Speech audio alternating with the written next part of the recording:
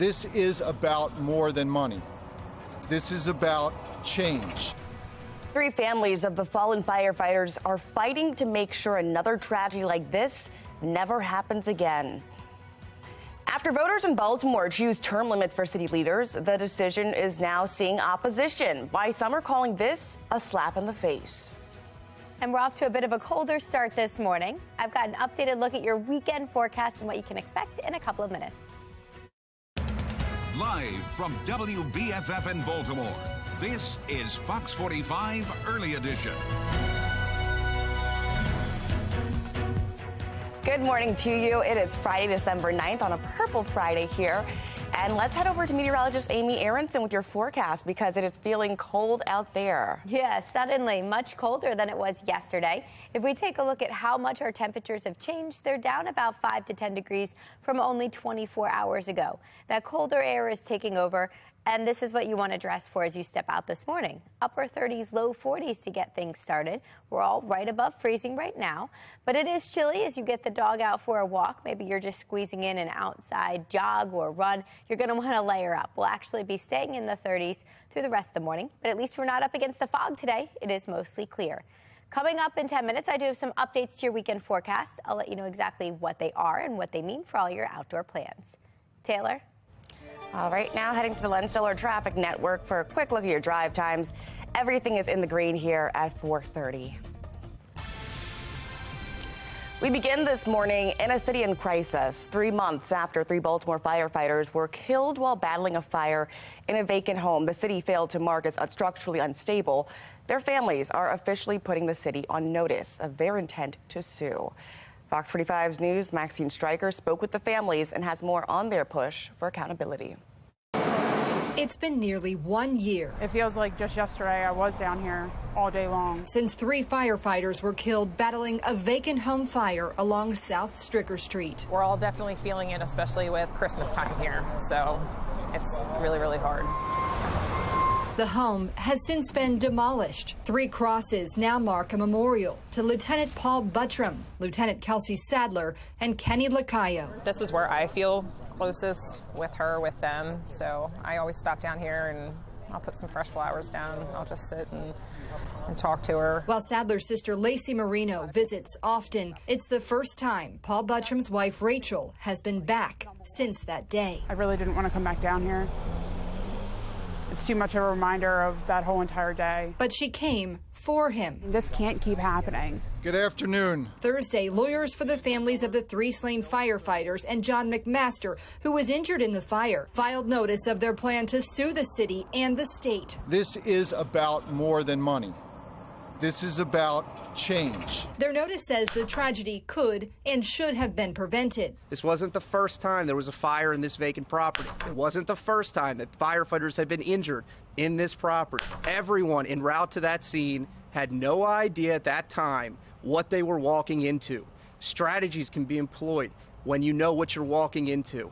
The line of duty report released just last week confirmed the firefighters were unaware of the danger inside the home that had been sitting vacant over a decade. A program that marked hazardous vacant homes had been defunct in the city since 2012, and their dispatch system never alerted them. The report also points to a lack of standard operating procedure for responding to vacant home fires. I've always been scared, for her safety. And moving forward, things need to change. These homes should not be standing the way that they are. The hope is the city will address the safety of firefighters and the nearly 15,000 vacant homes throughout Baltimore. I don't know if anything will help. We're never going to get her back, any of them. But it's going to save other families from having to deal with it later. Because it's never going to stop. These buildings are going to keep falling down. They're going to keep catching on fire. And nobody's going to know. And they're going to go in, and it's going to happen again, and again, and again. And the city's not going to care, again, and again, and again. And somebody else is going to be standing just like we are. So as these families are still deep in the grip of grief, I relive these moments every single day. Every day. And it doesn't get any better. They're making this fight their purpose. I really hope that they wake up and they take this as a step in the direction that they need to move things and not just fizzle things out after a couple months to get us off their tails, because I'm not somebody that's going to fizzle out. Chief Niles Ford resigned last Friday in the wake of a report on the Stricker Street fire. You can see all of our reporting on the deteriorating equipment to safety programs right here on foxbaltimore.com. And what we know from the research of legislative term limits in particular is that the people lined up to fill the seat are more likely to have been bought and paid for by wealthy and powerful interests, just like question K itself. Elsewhere in a city in crisis, Councilmember Ryan Dorsey not holding back his frustration over term limits at the most recent council meeting. He's pushing for a ballot question to repeal term limits for elected leaders, despite the ballot question that showed overwhelmingly voters in Baltimore support it. One political expert calls the move a slap in the face to voters. You have a political leader saying, and nah, we don't think you know better. We know better. We should, we should do something about this. And, basically what we should do is, let's pass something that totally, null and voids what voters said they wanted 2 years ago, and let's re-vote on it again. That's what he's really doing.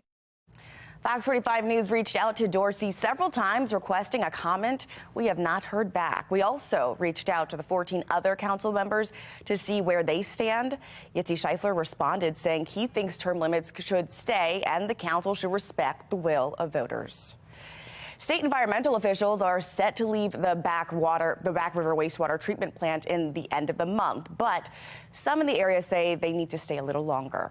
Clean water advocates fear the plant could lose its progress. We are worried that they're not going to be able to handle the plant without those eyes on the ground and those folks that are truly knowledgeable in that field. And we're told from several other entities that they are also concerned about the status of the plant if MES were to leave. Baltimore's Department of Public Works tells Fox 45 News they've been a driving force in the operations of the plant over the past few months, saying they've met all limits of what's being discharged from the plant. As WNBA star Brittany Griner is released from Russian prison, concern this morning on what it cost. The Russian criminal that's now back on the streets. Plus, it's a dry day ahead. Meteorologist Amy Aronson is letting us know if that continues into our weekend. You're watching Fox 45 Early Edition, all local, all morning.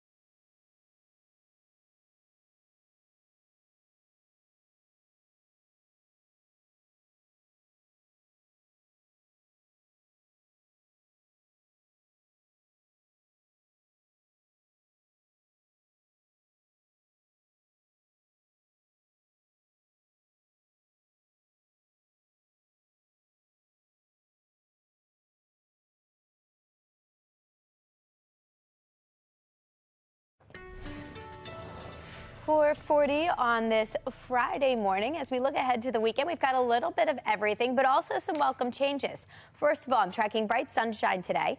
It's actually going to be drier now tomorrow, but still chilly with temperatures stuck in the mid-40s.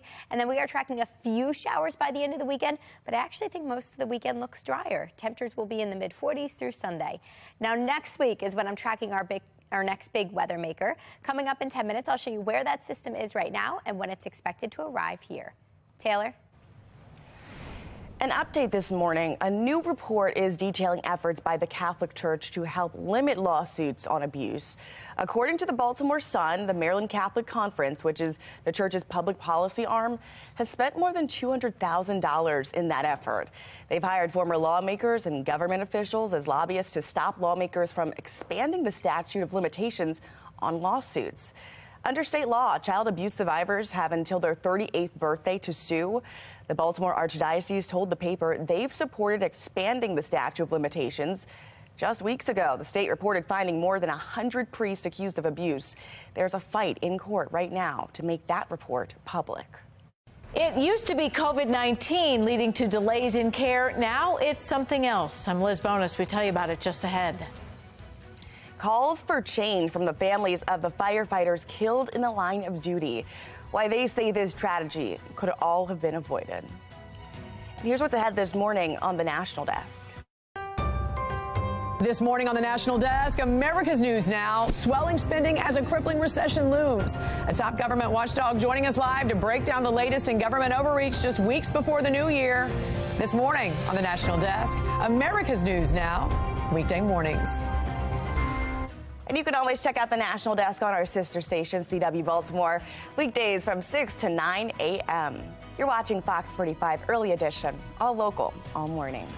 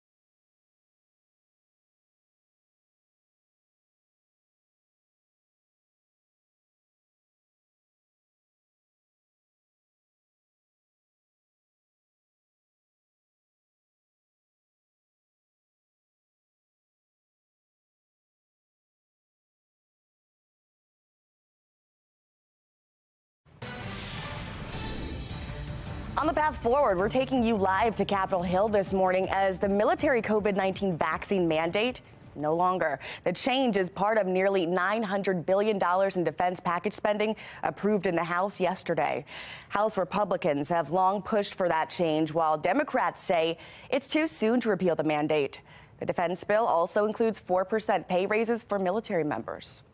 Now, when it comes to health, money is becoming an important factor in the care people receive. Medical reporter Liz Bonus shows us how high prices are keeping people out of the doctor's office. Hey there, everybody. A recent survey found COVID-19 used to be our top reason for delaying care. Now it appears it's something else: inflation.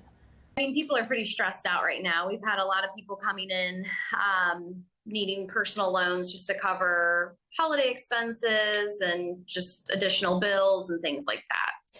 Financial coach Danielle Pierce says she's already seeing what Cleveland Clinic healthcare providers and Qualtrics data shows. Nearly a third of us have deferred health care this year, and more than 1 in 4 chose not to fill a prescription due to cost concerns. That's comparable to the put-offs due to the COVID-19 pandemic. The problem is that, as Sandra Wright knows, your health is your wealth. And if you don't have that, nothing else really matters. Sandra is a heart transplant survivor, and when you delay care for your heart or any other health concern, Ohio's TriHealth Heart Institute providers say it can drive up the cost of care and treatment eventually needed if an undiagnosed illness advances. I think a lot of primary care visits have gone missed. People's blood pressures, people's diabetes care have maybe gone to the wayside, and I think we are seeing a resurgence of people coming into the office and getting these now treated again. That research also now showing half of us say cost of health care services and cost of living are the most common reasons we're delaying care. 1 in 3 of us have also taken on financial debt to pay for health care, and almost half of us say we won't seek care if it means we have to take on that debt. Now, in many cases, if you talk to your own healthcare provider and tell them about some of your financial struggles, they can refer you to resources for support that don't cost you anything. You just may not know that they're available. I'm medical reporter Liz Bonus. Now back to you. In other health headlines this morning, Celine Dion is halting all of her performances after being diagnosed with a rare neurological disorder. The 54-year-old powerhouse singer posted an emotional video on Instagram Thursday, just sharing how it's impacted her everyday life. Dion has stiff person syndrome, which causes rigid muscles and painful muscle spasms. She says it's affecting her ability to walk and sing. I miss seeing all of you, being on the stage, performing for you. I always give 100% when I do my shows, but my condition is not allowing me to give you that right now. The cause of this disorder is not even known, but it's thought to be an autoimmune disorder. Dion's spring shows for 2023 have been moved to 2024, and her summer shows are canceled. She has hope she'll be able to train and prepare for future concerts. Let's get over to meteorologist Amy Aronson, because it's a chilly, cold day outside. And is it going to get any colder? A little bit as we get into the weekend, and it is going to be a busy weekend for all the holiday things, whether you're hanging the lights, getting the tree, or just attending a holiday party. We aren't tracking a whole lot of wind this weekend, so that's why I'm giving hanging the lights the green light. For getting the tree, it's just going to be a little chilly both days. I am tracking the potential for a few showers by the end of the weekend, but I don't think it should get in the way of your outdoor plans. For holiday parties each night, it's just going to be cold, so I would bundle up. And if you have any of your decorations up already, we want to see them. Send us your pictures to foxbaltimore.com/chime in, and we'll share them right here on Fox 45. Right now, dark and early, looks quiet down in Towson. We're not tracking any fog this morning, so it is clear and smooth sailing as you head out the door for your morning drive. Little chilly, colder than it was yesterday morning at this time, with a northerly wind taking over and keeping our temperatures in the cooler low 40s. I want to start off with a bigger picture to show you what's coming. Next up is this weather maker that's now pushing its way across the Midwest, producing some winter weather there. That's going to move here this weekend. Not a ton of moisture with this system, and that should continue to be the case for us. I also want to point out this system out here across the west. You'll notice lots of pink and purple associated with that. That's a lot of winter weather. Feet of snow on the way to the Rockies from that system. And eventually that will be our next big weather maker, moving in here later next week. But in the short term, we're just going to be tracking this system. That's what's heading our direction as we get into the weekend. First of all, for today, it's bright and sunny before that system advances towards us. As it approaches us now, it looks like we don't really see any impacts from it until the end of the weekend. Looks like Saturday will start off drier now with a mix of clouds and sun, and then the clouds take over late Saturday night heading into Sunday. So really our best chance for precipitation now will hold off until Sunday, and it looks pretty slim. Future scans showing that, not showing much in terms of rain, a few showers tops by the end of the day on Sunday. Now, we are going to be dealing with some cooler temperatures. Temperatures will actually be falling with each passing day. So, for example, today we end up close to 50, but tomorrow you'll notice much cooler with temperatures actually stuck in the low 40s. And then on Sunday, the mid 40s are here to stay. I did throw in that shower chance on Sunday, but I think it is very brief. Monday and Tuesday look drier, but then here comes that next big weather maker by midweek, sending us some rain by Thursday. Taylor? All right, thanks, Amy. Let's go ahead and check the Len Stoller traffic network drive times. Everything's still moving in the green here at 4:51. How about a check for mass transit? Mark Jones with the MTA. Good morning. Well, good morning, Taylor. Good morning, everyone. Out there on the MARC train system, you'll find train 401 on the Penn line and Penn train 403 operating with 5-minute delays. The other trains of MARC are on time for the commute start. Light rail link right off and running on time. No delays in either direction of that service. And Metro subway link looking good between Owings Mills and Hopkins Station for travel. For the MTA Transit team, I'm Mark Jones. I'm Christine Frizzau in Washington, where we are learning it is no longer just the southern border. Some alarming new numbers of illegal migrants trying to cross at the northern border. A deadly 24 hours rocking a Baltimore neighborhood. Now a mother of one of the victims is speaking out as the crime crisis continues. You're watching Fox 45 Early Edition, all local, all morning.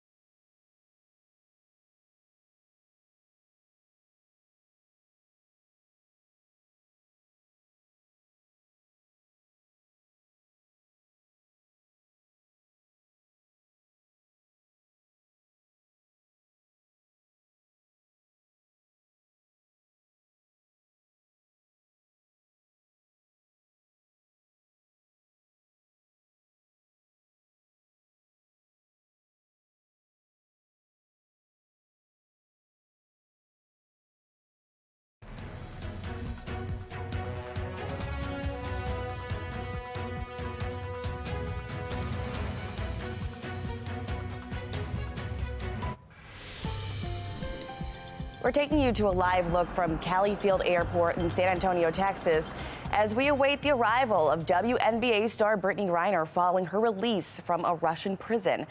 It is unknown exactly when she'll arrive. We will keep you updated, though, throughout the morning. In other headlines this morning, as of now, the public health order Title 42 is set to be lifted in less than 2 weeks. The Biden administration, despite imposing the order, they're now fighting to keep it in place for a little bit longer. Now, as we're learning some alarming new numbers of migrants trying to cross into the United States, national correspondent Christine Verzau reports it's not just the southern border that's breaking those records. They are fleeing poverty, violence, and corruption from around the globe.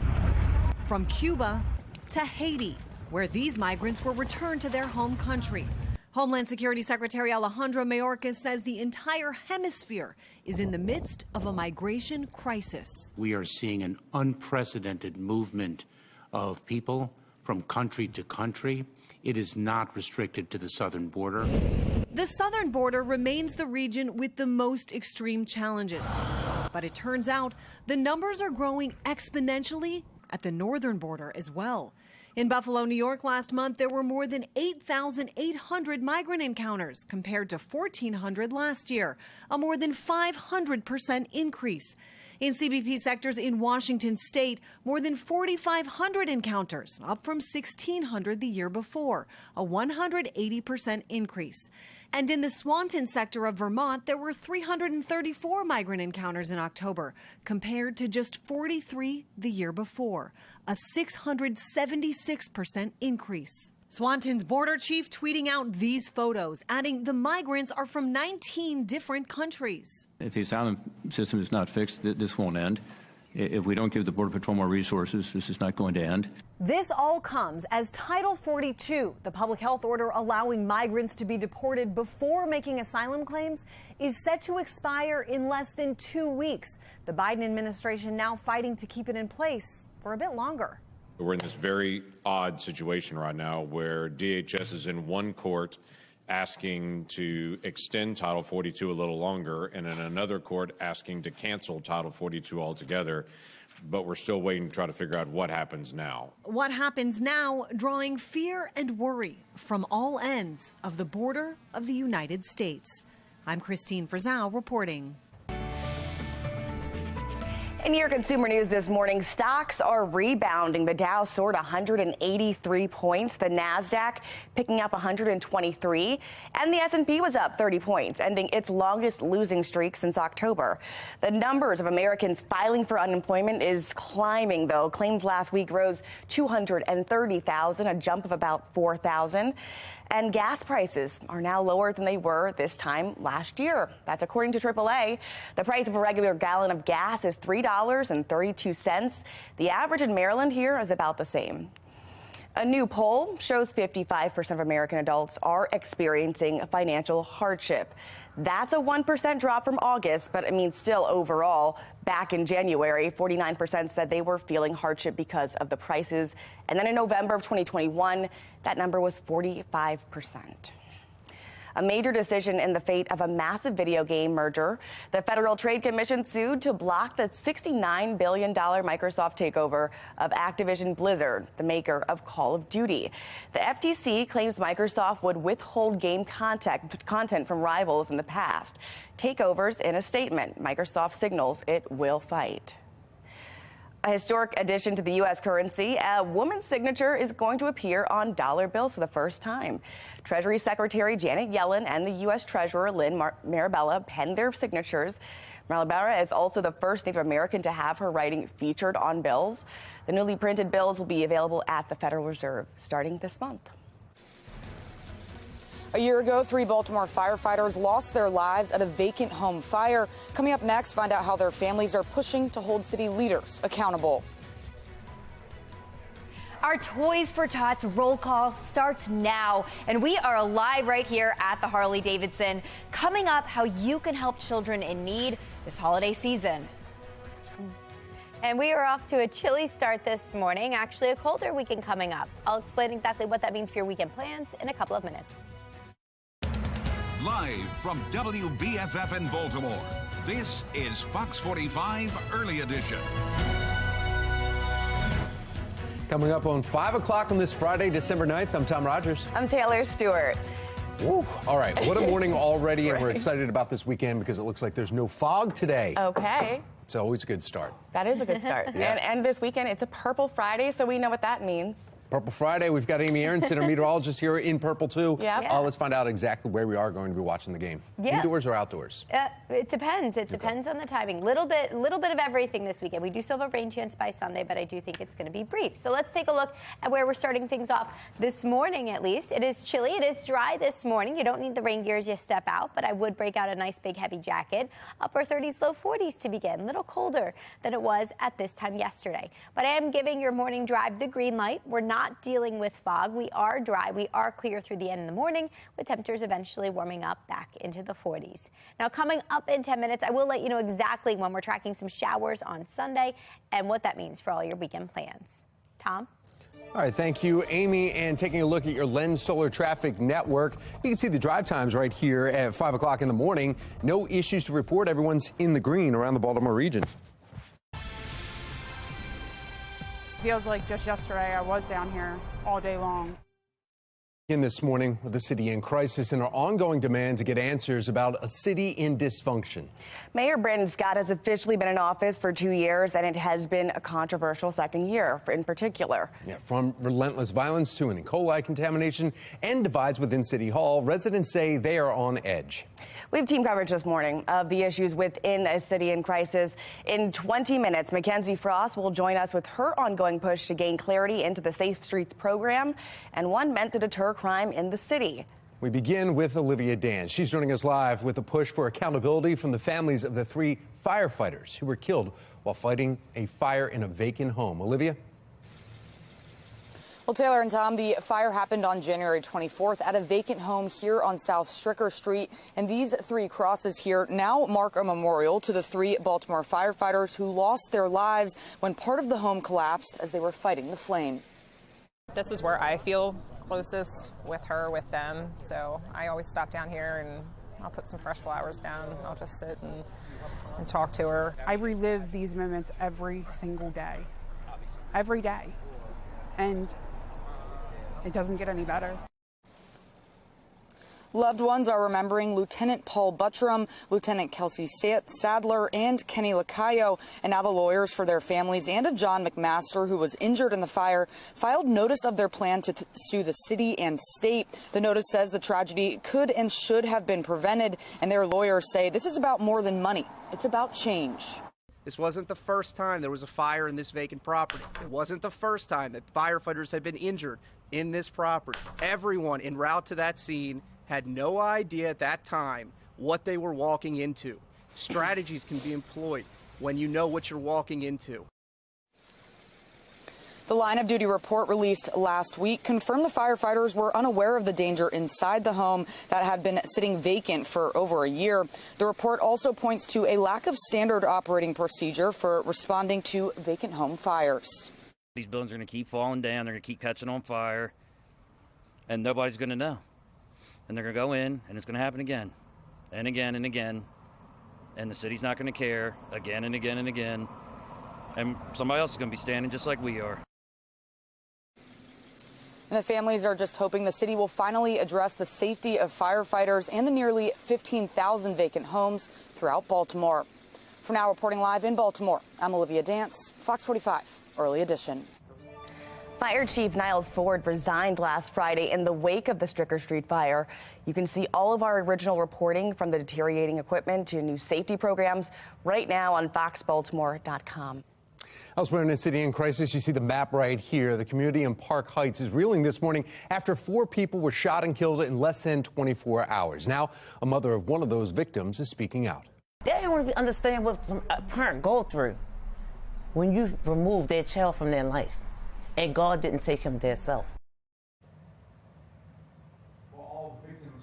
Down in the Central Park Heights area, a community represented by Councilwoman Sharon Green Middleton of the 6th District. Fox 45 News tried reaching out to Middleton with some questions, but phone calls to her cell phone went to voicemail with a message saying that the mailbox is full. According to the police data, there have been 8 homicides in the Central Park Heights community and 15 non-fatal shootings so far this year. It's not clear if the latest incidents are included in those totals. Meanwhile, the mother of one of the latest victims is feeling the pain of the bloodshed. I want the person who did this to pay for their crime, for what they did to my son. That was my child.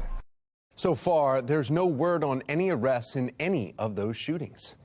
And now from the Live Center this morning, this is a live look from Kelly Field in San Antonio. You see the aircrafts in the background there. We're waiting to hear if WNBA star Brittany Griner is back on U.S. soil. It's the same airport that Trevor Reed was brought to after his release from Russia earlier this year.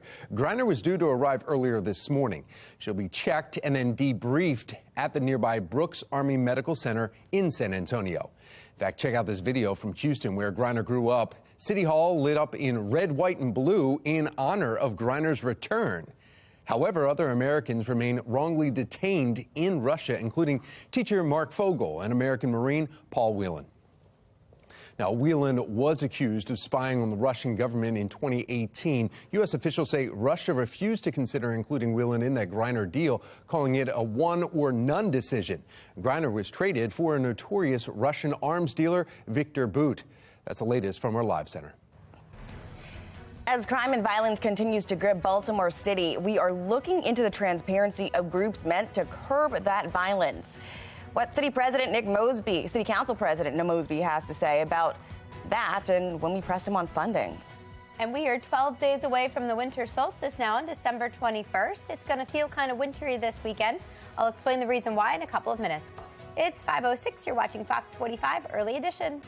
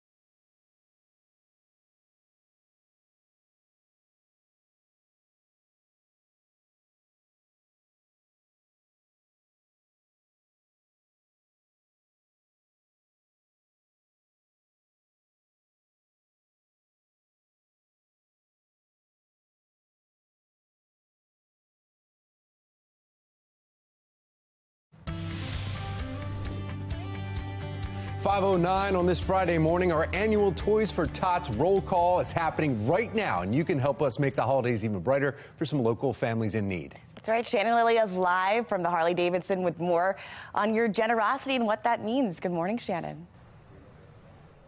Taylor, Tom, good morning. That is right. We are live right here from the Harley-Davidson. Fox 45 News teaming up with the U.S. Marines to bring you down here where we are collecting toys all morning long for kids in need. And this morning, I am lucky to be joined by a U.S. Marine here, Sergeant Miller. We appreciate you being here. Thank you. And we want to talk about, I know that this has been 75 years that Toys for Tots has been making a huge difference. What is the mission in all of this? The mission is just to collect toys for some of the families in need in Baltimore County, Howard County, and Carroll County, so that way these kids have something under their tree come Christmas time. And that is so crucial. Talk about the need that you have seen in our community. There's a lot of need in the community, especially with some of the children that are getting up in age, boys and girls 12 and up. A lot of people pay attention to the younger children, but all the kids are in need this year. Times are tough for a lot of families, so we're looking for as much help as we can get with helping these people that need help. And the toys, what kind of toys can people bring in and donate? We're looking for anything new and unwrapped. We're trying to stay away from clothes and stuffed animals, but new unwrapped toys. And have you personally seen, the impact that this has had on families and kids? It's phenomenal, the impact we've seen. We've seen people come out and really give a lot, more than can be asked of anybody. And this is an all-volunteer organization, so seeing those people come out and help and donate on a yearly basis, repeatedly come out and do what they do is astounding. That's just incredible. So how can people donate if they want to do that? They can go online, Baltimore Toys for Tots .org, and look up how to apply or how to donate and follow the instructions from there. Perfect. BaltimoreToysForTots.org. And remember, you can also donate by coming out here, joining us at the Harley-Davidson this morning. We are going to be here all through the morning until 9 a.m., so we'd love to see you out. Taylor and Tom, we know these donations, they go such a long way. Oh, and help everybody local, too. Shannon, thank you. The holiday season could have some negative impacts. How one expert says you could avoid some major stress. Plus, after voters in Baltimore choose term limits for city leaders, the decision is now seeing opposition. Why some are calling this a slap in the face. 5:12 is the time. You're watching Fox 45's Early Edition, all local, all morning.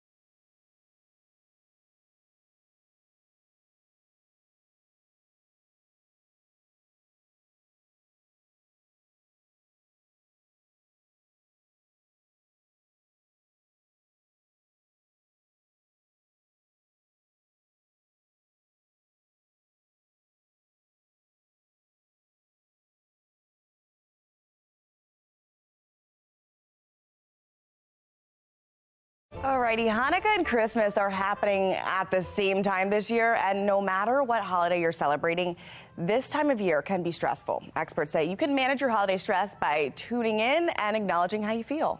We know that stress will find its way out.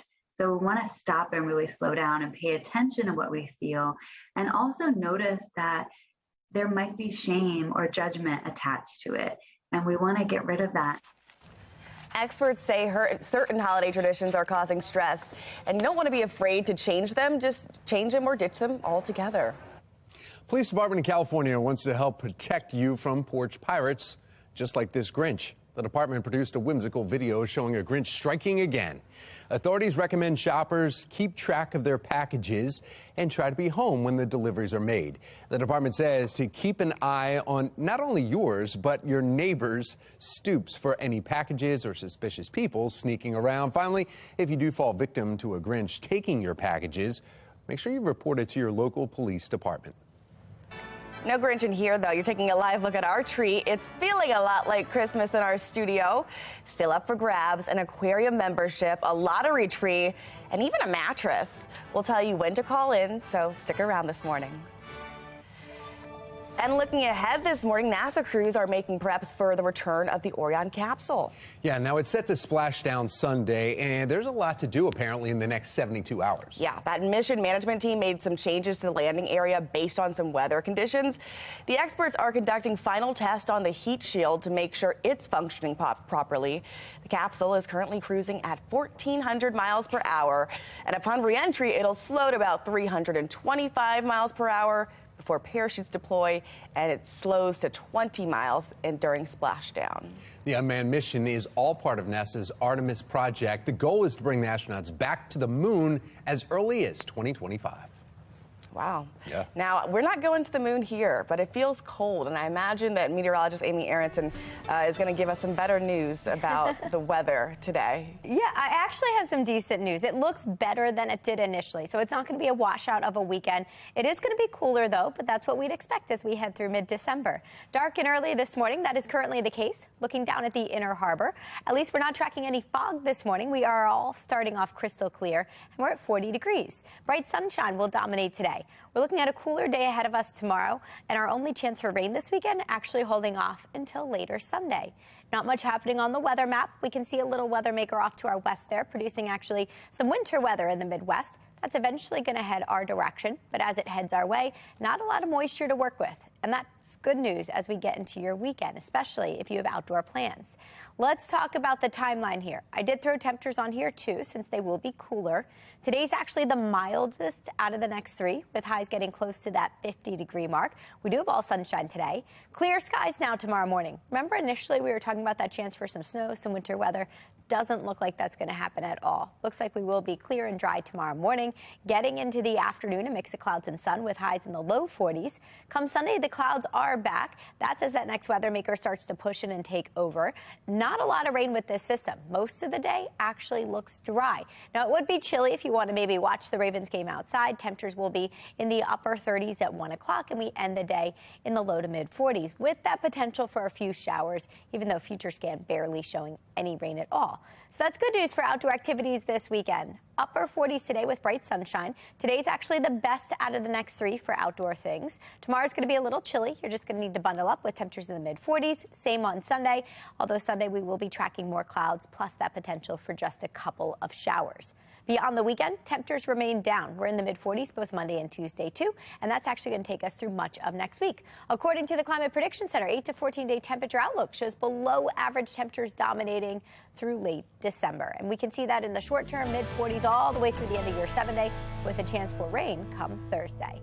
And now let's check in on mass transit. Here's Mark Jones with the MTA. Good morning. Well, good morning. Good morning, everyone. Out there right now, you'll find on the MARC train system, train 841 operating with a 5-minute delay. The other trains of MARC look good for travel. If your ride is on Light Rail Link, nothing in your way there on time in both directions of Light Rail Link.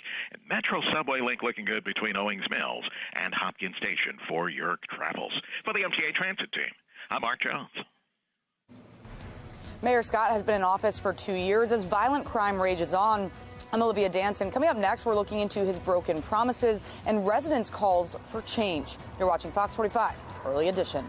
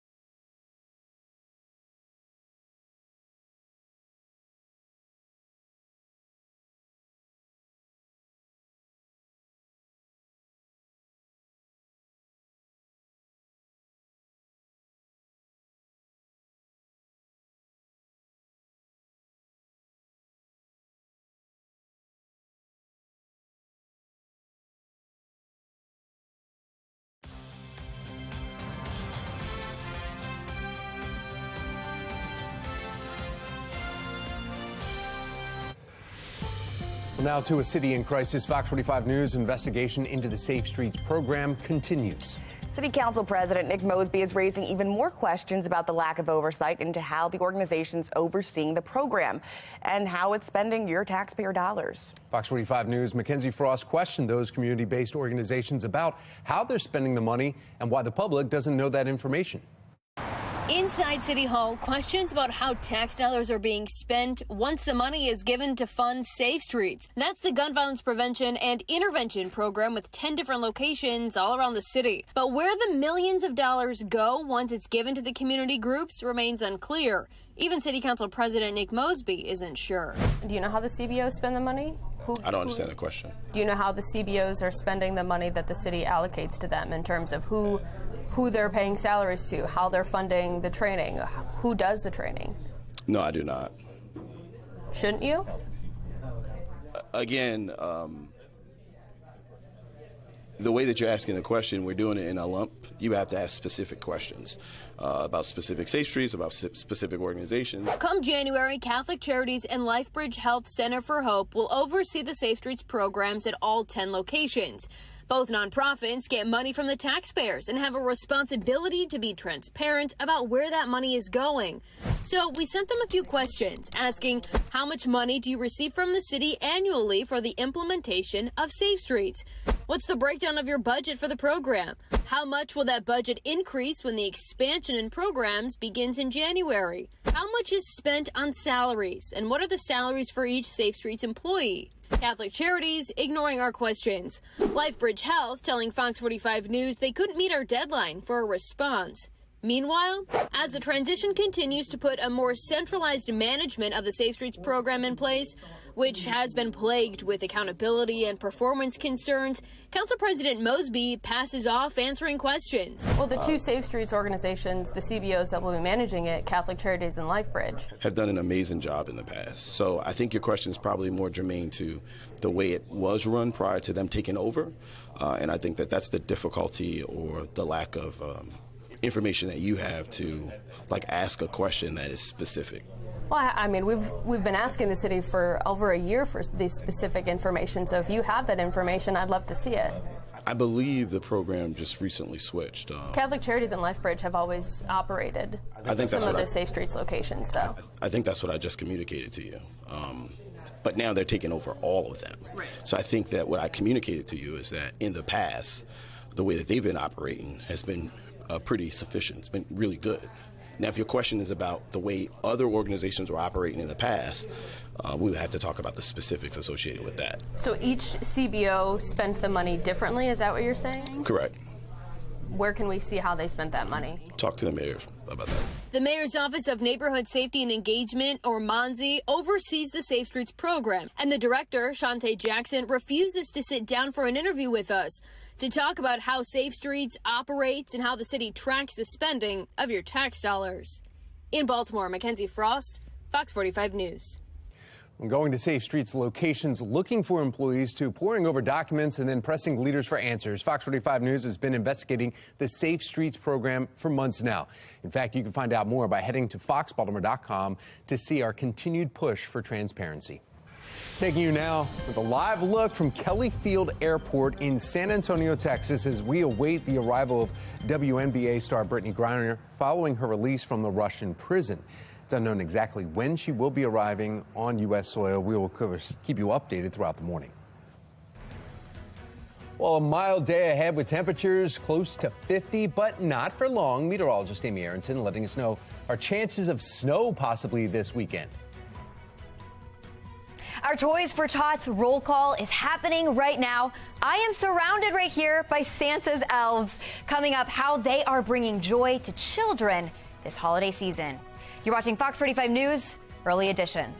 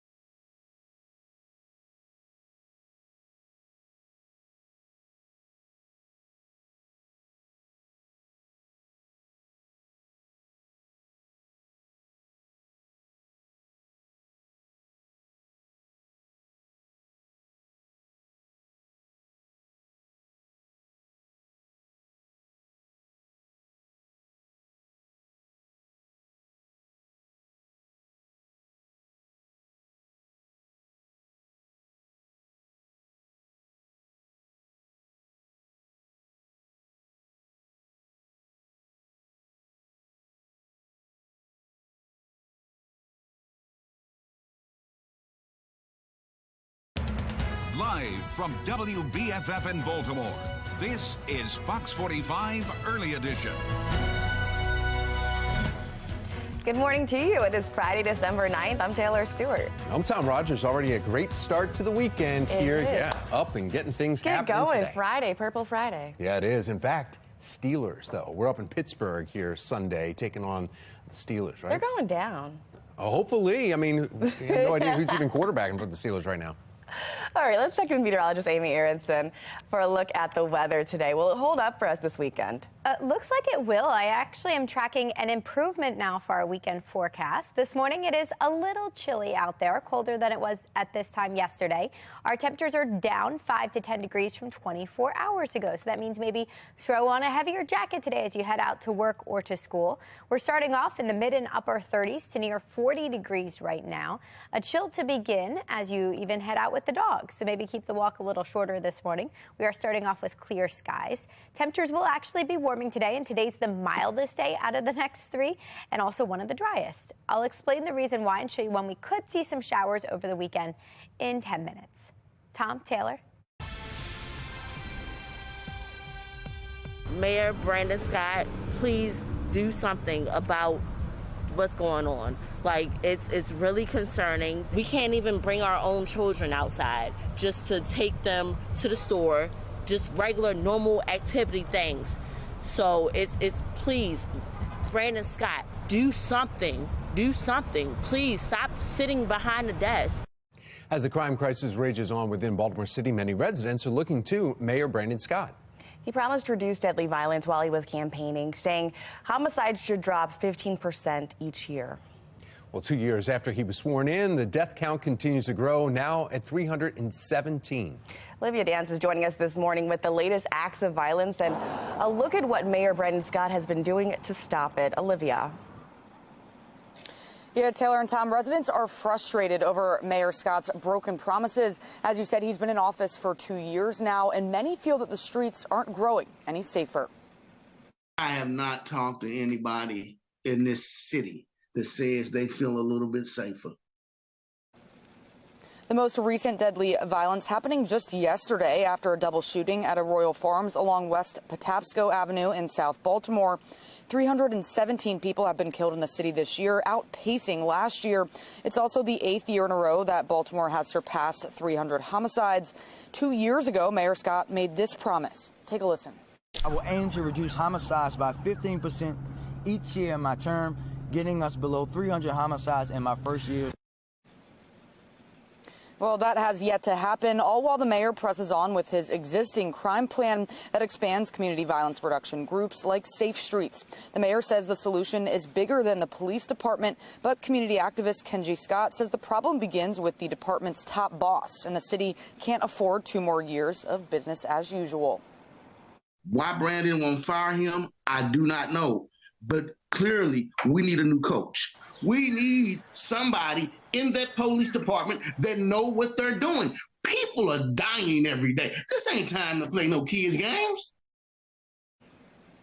And over the summer, city council members even demanded the mayor create a new crime plan, given the current one isn't working. But Mayor Scott has continued to press on. For now, reporting live in Baltimore, I'm Olivia Dance, Fox 45, Early Edition. Thank you, Olivia. And this brings us to our question of the day. Would you vote for Mayor Brandon Scott for a second term? Right now, as you see on the bottom there, 97% of those who have responded say no. You can still weigh in by going to foxbaltimore.com/vote and then tap on the Pulse tab.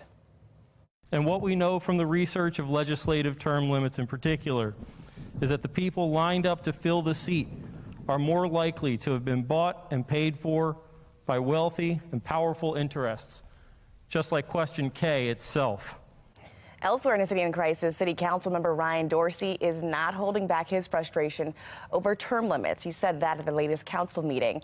He's pushing for a ballot question to repeal term limits for elected leaders, despite overwhelming support to instate them.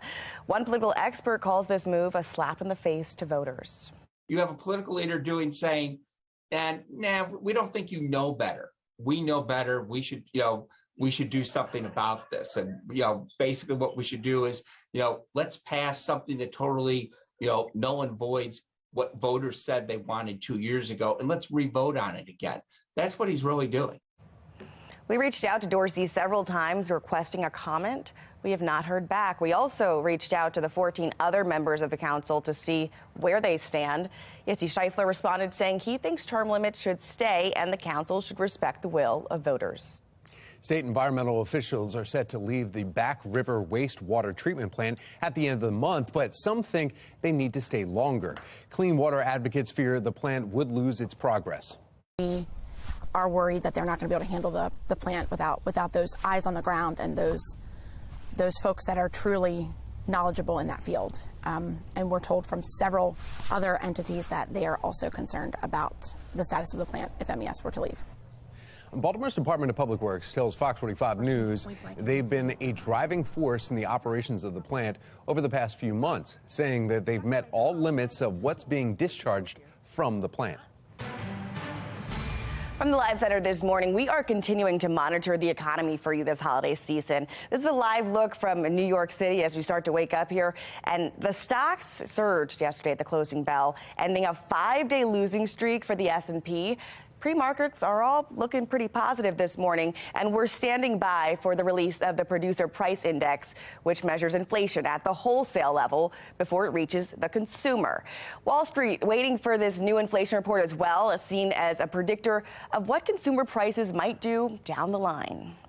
Right now, economists are predicting wholesale inflation for November to come at 0.2%, which could be the same as it was the month before when the demand for goods increased 0.6% and services decreased 0.1%. Now, this report, along with the Consumer Price Index released next week, are the two final inflation reports before the Fed meets next week to discuss interest rate hikes again. Fed Chair Jerome Powell says those hikes could be smaller this month, but that the economy still has a long way to go. That's the latest from the Live Center. Tom? Thank you, Taylor. Now we want to take you back to Kelly Field Airport in San Antonio. You see a plane right here, and it is believed, according to the Associated Press, that it is the plane carrying Brittany Griner, and it has landed now in the U.S. We've been watching some people get off. We believe we saw somebody who it appears to be Griner herself stepping off that plane, too. And, of course, we're waiting for an update now. Now, this plane is also at that Joint Base San Antonio-Lackland Airport in Texas. She will be debriefed, and we are waiting to find out exactly when we will hear from her. Plus, there's also arguments talking about while she was traded for the notorious gunman Victor Bout, who's the arm dealer in Russia, Paul Whelan, a Marine, and Mark Fogel, a teacher, are also both detained in prison in Russia right now for charges very similar to what Griner was held for. Calls for change from the families of 3 firefighters killed in the line of duty, why they say this tragedy could have been avoided. And a mild Friday ahead, meteorologist Amy Aronson is breaking down the weekend forecast. You're watching Fox 45 Early Edition, all local, all morning.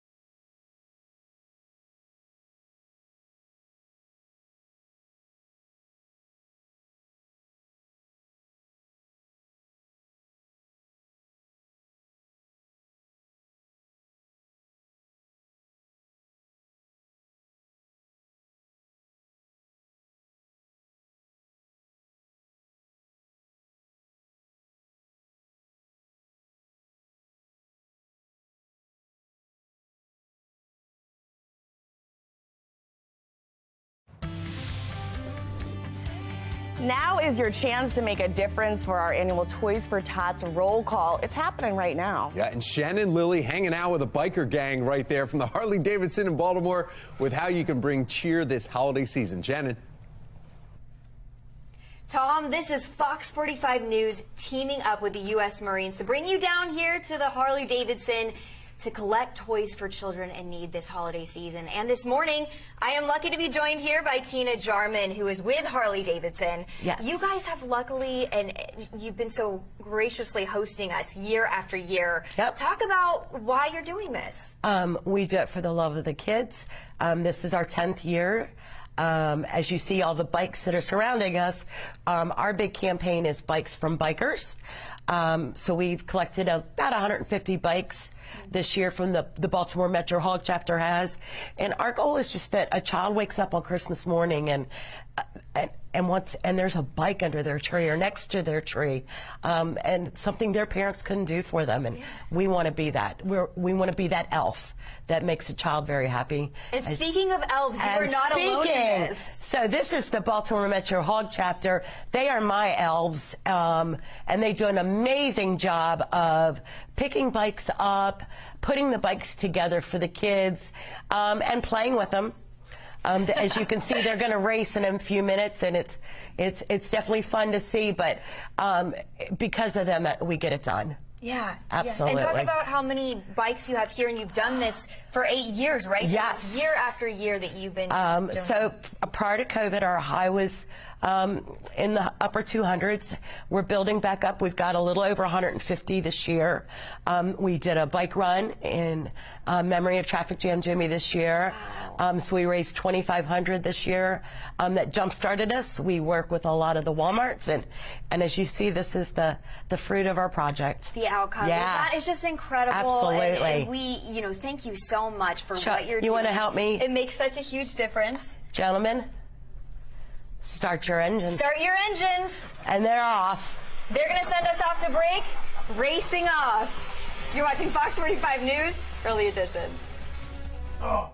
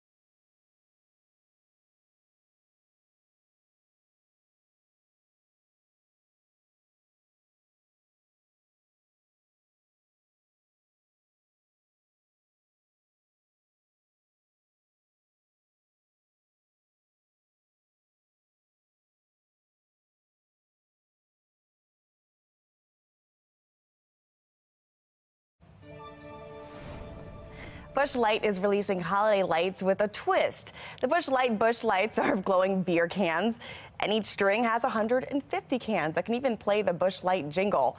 Fans who want the lights need to send their letter to the Anheuser-Busch Brewery for comment on Busch Light's social media post with the hashtag Letters to St. Louis and sweepstakes by December 21st. Well, take a look at this. The perfect gift for someone in your life who might be feeling a little lonely this year. Bourbon lovers may be familiar with the Kentucky Hug, the warm feeling after you take your first sip. And check out these interesting flannels meant to mimic that hug. They have removable panels around the neck and the shoulders that, when activated, simulates a real-life hug. The best part? Just $25. Okay. Wow. As we get closer to the holiday season, you guys continue to send us your awesome pictures. And take a look at this one from Lisa. It's Callie, thrilled to be a backup reindeer. And on the right, you can see here, we're going to bring up Karen's picture next. Oh, well, maybe not. Maybe we lost Karen's picture. If you're looking for fun ways to celebrate the holiday, though, you can scan that QR code you see right there on your screen. It will take you to our website. That's foxbaltimore.com with all the latest information on where to find festival, tree lightings, so much more, and you can submit some of your photos. All right, so now is the time. We are opening our next gift in our Countdown to Christmas giveaway, and here we go. Are you going to do it? No. Have you opened any gifts yet? I have opened. You have? I have, All right, yes. well, I'm going to open one. All right, then. Tom. I'll open this one today for us. Yes. Okay, we're going to open up the gift first, and then we're going to give you your cue, so wait just a second. Let's see what's in this breakable. box. All right, I see. Oh, play and learn, save the planet. Okay. Here we go. Good family fun really here. like using some tape on this one. Okay, awesome. There we go. Look at that. You Yeah. guys can have some family fun with learning about recycling. We've won some Hungry Bins. This is a STEM classification memory game where kids can learn about the different types of materials and how to compost. It costs $25. Not bad at all. Yeah, Nice. ages 3 to 6. Yeah, there's lots of different ways. 16 different items to recycle. Good for your planet, too. All right, now's your time, guys. This is your cue to call in. The number on your screen, 410-481-4545. Got to be caller number 10. That will get you this gift to take home. All right. Lucky winner coming up. That's cool. Neat little gift to be able to do with the family. In fact, be able to do that Christmas morning. Have some fun. Exactly. In fact, does it feel like Christmas when you walk outside? We actually see stars. So that's new, right? So far this week, Amy. Yeah, that's an improvement, right? No more fog. You can see the starry skies this morning while we await that sunrise coming up just after 7. We are looking at a festive feeling weekend ahead of us. Bright sunshine today, little chilly tomorrow with highs in the low to mid 40s. And then we stay in the mid 40s on Sunday. Plus, we're tracking the potential for a few showers, rain showers, that would be by the end of the weekend. But dark and early this morning, it is clear. That's good news for your morning drive. We don't have any obstacles, at least weather-wise this morning. We're starting off with the chill, though. We're at 40 degrees to get your day started. Little chilly to begin, but no real weather makers in sight, at least today and tomorrow. Then we're tracking the system. That's what's going to head our way by the end of the weekend, sending us that brief shower chance.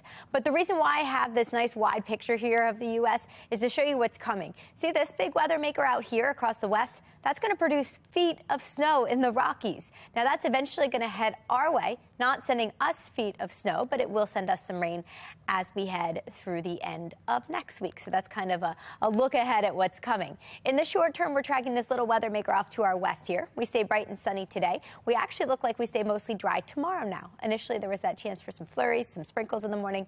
No longer the chance. Looks like we stay mostly dry instead. But come Sunday, the clouds will reach us courtesy of this system. And I think we could see a couple of showers, although the chances right now look pretty slim for us here locally. Over the next 2 days, temperatures are coming down. We'll spend today in the upper 40s to near 50. Actually, the mildest day out of the next 3 because come tomorrow, we're only in the low 40s. Quick look ahead shows we'll stay in the 40s next week with that next chance for rain coming from that bigger weather maker by Thursday. Now let's check in with Mark Jones with the MTA. Good morning, Mark. Well, good morning out there right now, Amy. You'll find on the MARC train system, train 511, Penn train 407, and Camden 843, all running about 5 minutes late. The other trains look good for travel. If your ride is on Light Rail Link, you'll encounter no delays or difficulties for the start. Looking good for travel in both directions of Light Rail Link service. And Metro Subway Link on time from Owings Mills to Hopkins Station. For the MTA Transit team, I'm Mark Jones. A new record of fentanyl seized near the southern border. I'm Kayla Gaskins in Washington with what groups are increasingly affected by the drug.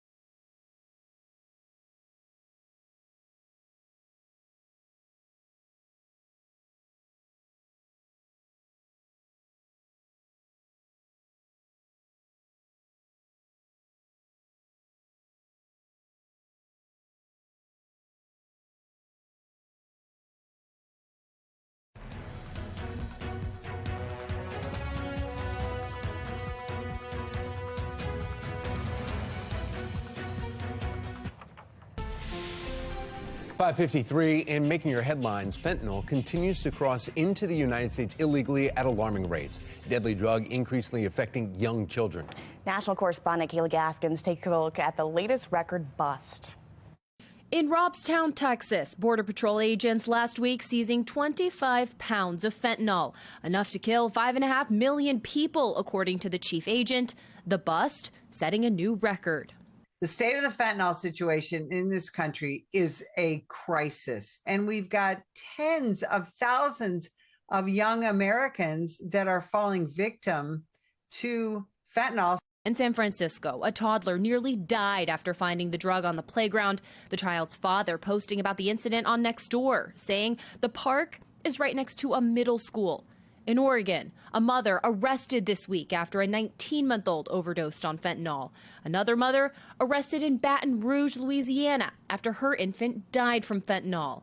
And last Friday, a 10th grader in Maryland died from a fatal dose. We can come to a good conclusion that these drugs are harming our children.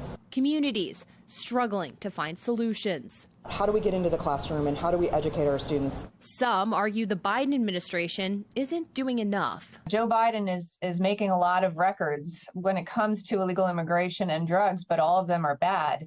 And so he has really absconded his duties, and Americans feel it. The problem is that our issues at the southern border have become this bizarre political football, and the fentanyl problem is getting lost in the problem. The Biden administration did lay out a plan earlier this year to tackle the opioid crisis, including fentanyl. Critics argue the plan doesn't do enough to address how the drugs are getting into the country through the southern border. In Washington, I'm Kayla Gaskins. Thank you, Kayla. Now, here are more stories making your headlines. A new poll shows 47% of voters who would hypothetically back the 2024 Republican nominee for president would vote for Governor Ron DeSantis. He has a 5-point lead over former President Donald Trump. President Joe Biden's approval ratings remain low. 43% say they approve of the job performance. 55% say they disapprove. And this is according to a new Associated Press poll. At this time last year, he was polling at 48% approval. Now, the House passes legislation to protect same-sex and interracial marriage. The bill received bipartisan support. President Biden is expected to sign it quickly. The release of WNBA star Brittany Griner from a Russian prison begs the question, what about detained American Paul Whelan? Sadly, for totally illegitimate reasons, Russia is treating Paul's case differently than Brittany's. And while we have not yet succeeded in securing Paul's release, we are not giving up. Whelan, a 52-year-old former Marine, was arrested and charged with espionage in Russia in 2018. Russian officials allege he was caught receiving a digital storage device with a list of intelligence officials. But Whelan argues he was framed. The Biden administration has been calling for his release, but Whelan's family says they're worried about his chances of a swap. Whelan's brother David says while they're happy for Griner's release, they're not sure about Paul's. If they have labeled Paul as a spy, it may be that they're waiting until the U.S. government captures a spy and can offer that as a trade. That's the only thing I can imagine. So, but it's hard to know. And it's clear that whatever it is, the U.S. government doesn't currently have it. President Biden vows to keep working with the Kremlin to secure Whelan's release, calling on Russian authorities to release any real evidence of a crime or to let him go. We'll be speaking more about this topic with political commentator Armstrong Williams at 6:15. Well, an NFL player shares his concern of the Biden administration's after it successfully negotiated to free imprisoned Brittany Griner.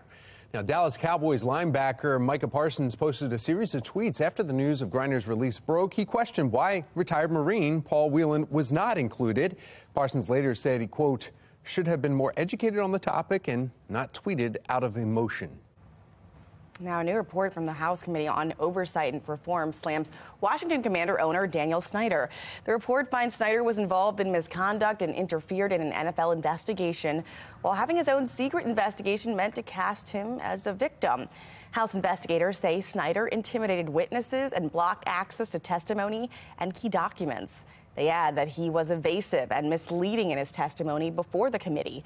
The NFL also gets a black eye with the probe finding the league misled the public about its findings and continues to minimize misconduct across the league. Neither responded to our request for comment from the Associated Press. A year ago, 3 Baltimore firefighters lost their lives at a vacant home fire. Coming up next, find out how their families are pushing to hold city leaders accountable. Another deadly shooting leaves a Baltimore community shattered. What one victim's mother is saying as tragedy strikes her family for a second time.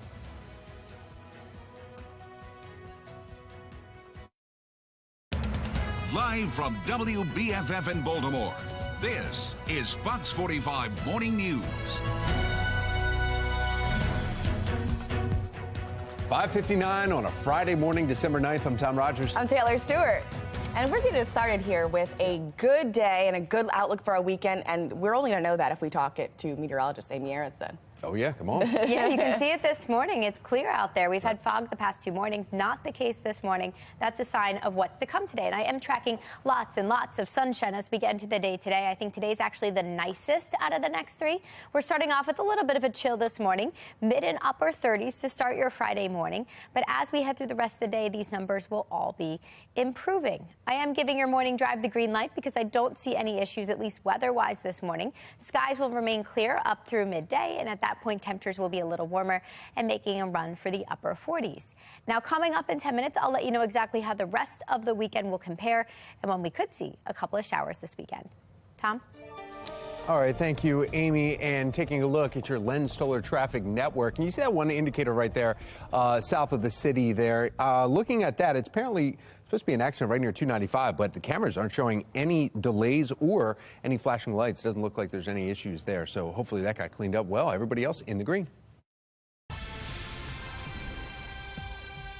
Feels like just yesterday I was down here all day long. We begin this morning in a city in crisis and our ongoing demand to get answers about a city in dysfunction.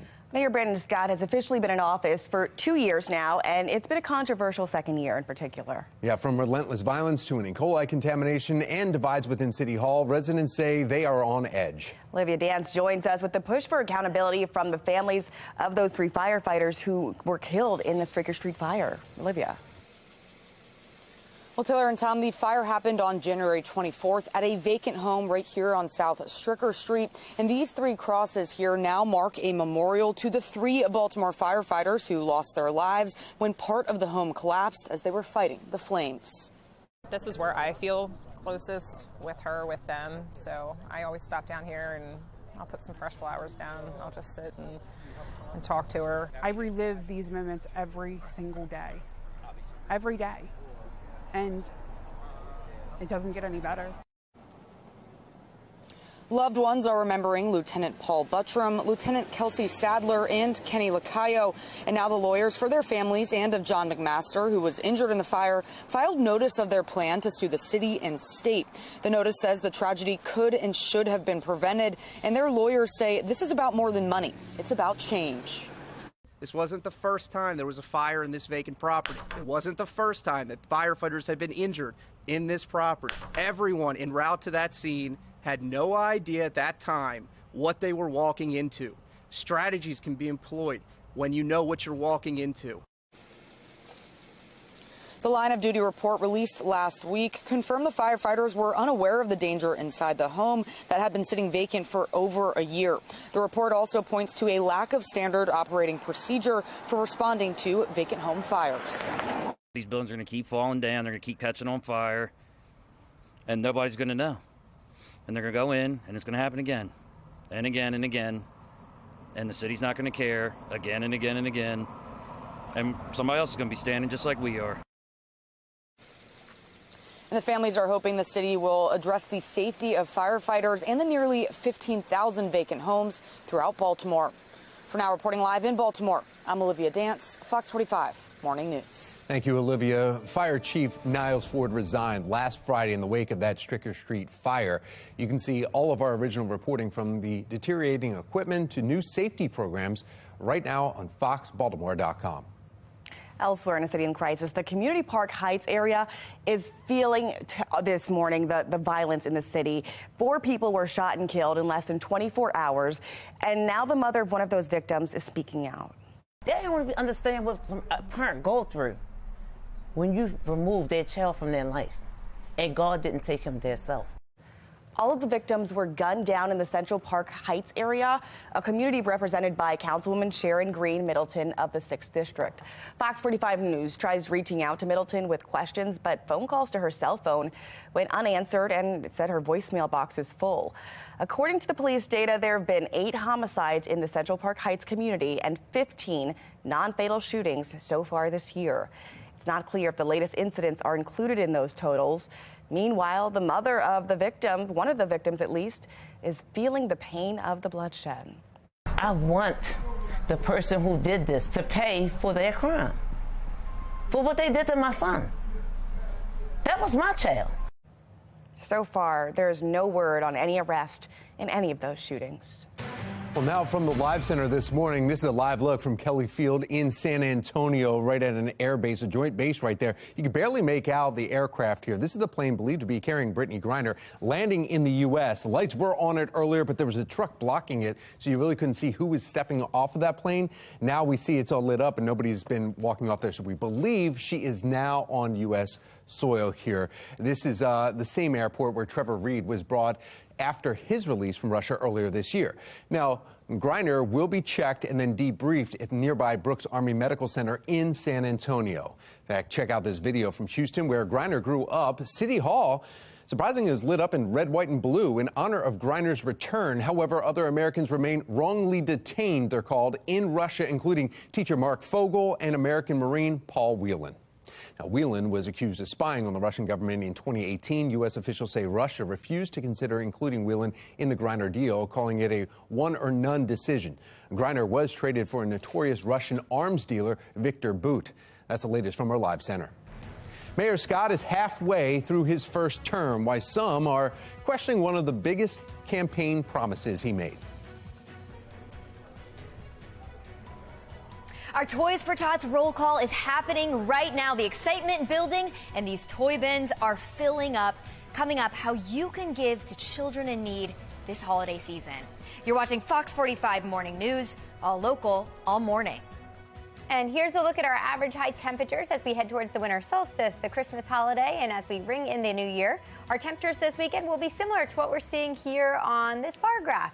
I'll let you know exactly how long the 40s will stick around in a couple of minutes.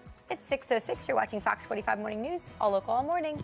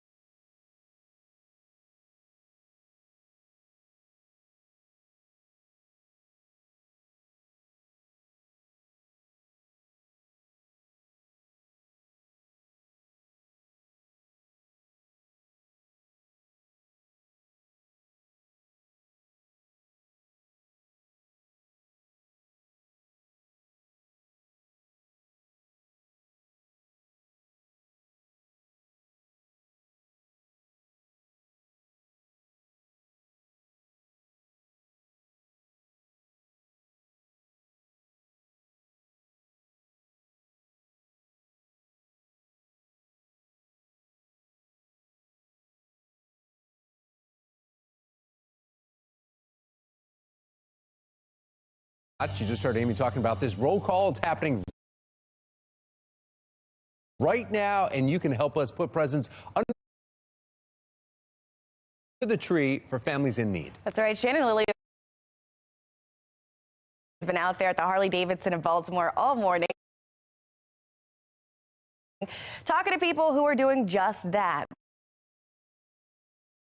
Shannon, what's going on right now? I see you got some guests. We do by Kirsten and her dad. They truly embody the spirit of giving. Talking about Kirsten here, since she was 4 years old, she has been donating her birthday gifts to Toys for Tots.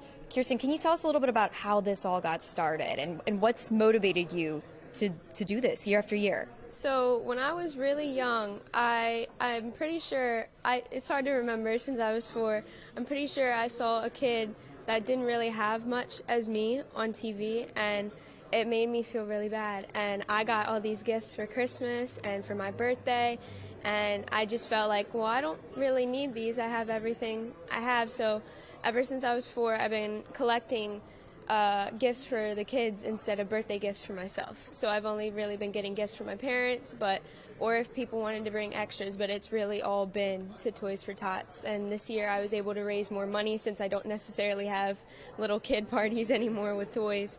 But we raised a good amount of toys and a good amount of money. So that is just truly incredible. So remarkable. And Dad, I'm sure you are so proud of your daughter here. From your perspective, how did this all get started? And what was your thoughts when your daughter came to you at 4 years old and was like, I want to do this? Yeah, we're actually really close friends with Baltimore Harley, and they're like family to us. And when they started doing the toy drive, Kirsten actually saw one of the Toys for Tots boxes and kind of asked what that was all about. And she had seen some kids, like she said, and said, how can I help? So that was kind of our way of doing that. So yeah, we're really proud of her, and as soon as the fall comes around, yeah, it's like the first thing she's thinking of, so couldn't be more proud of her. Wow, well, so amazing, you two. That is seriously incredible. And for those of you that do want to join them in this effort and donate, you can come out here this morning. We're going to be live out here all morning long until 9 a.m., and we would love to see you here at the Harley-Davidson. So please join us. Again, Taylor and Tom, these donations, they make such a huge difference in these kids' lives. Wow, that selflessness starting so young, too. That's impressive. Yeah, and keeping that tradition going, too. Kirsten doing that every year for us there. That's great. Thank you, Shannon. WNBA star Brittany Griner released from Russian detainment. What we know about the prisoner swap after the break. Many Republicans voted against the American Rescue Act. In fact, all of them that could vote voted against it. Just ahead, an overview of how much Maryland received and if Governor Hogan sent the money back to Washington. 6:12 is the time. You're watching Fox 45 Morning News, all local, all morning.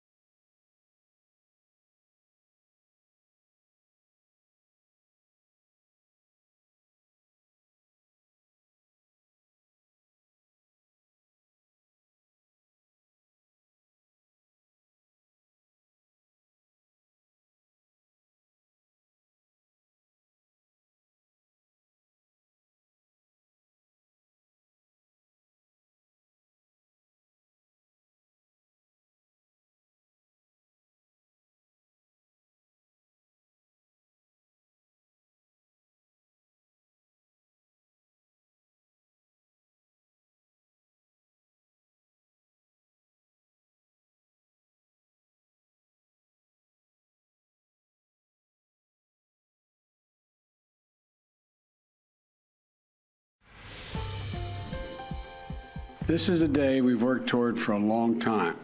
We never stopped pushing for her release. It took painstaking and intense negotiations. Today, my family is whole, but as you all are aware, there's so many other families who are not whole. And so BG's not here to say this, but I will gladly speak on her behalf and say that BG and I will remain committed to the work of getting every American home, including Paul.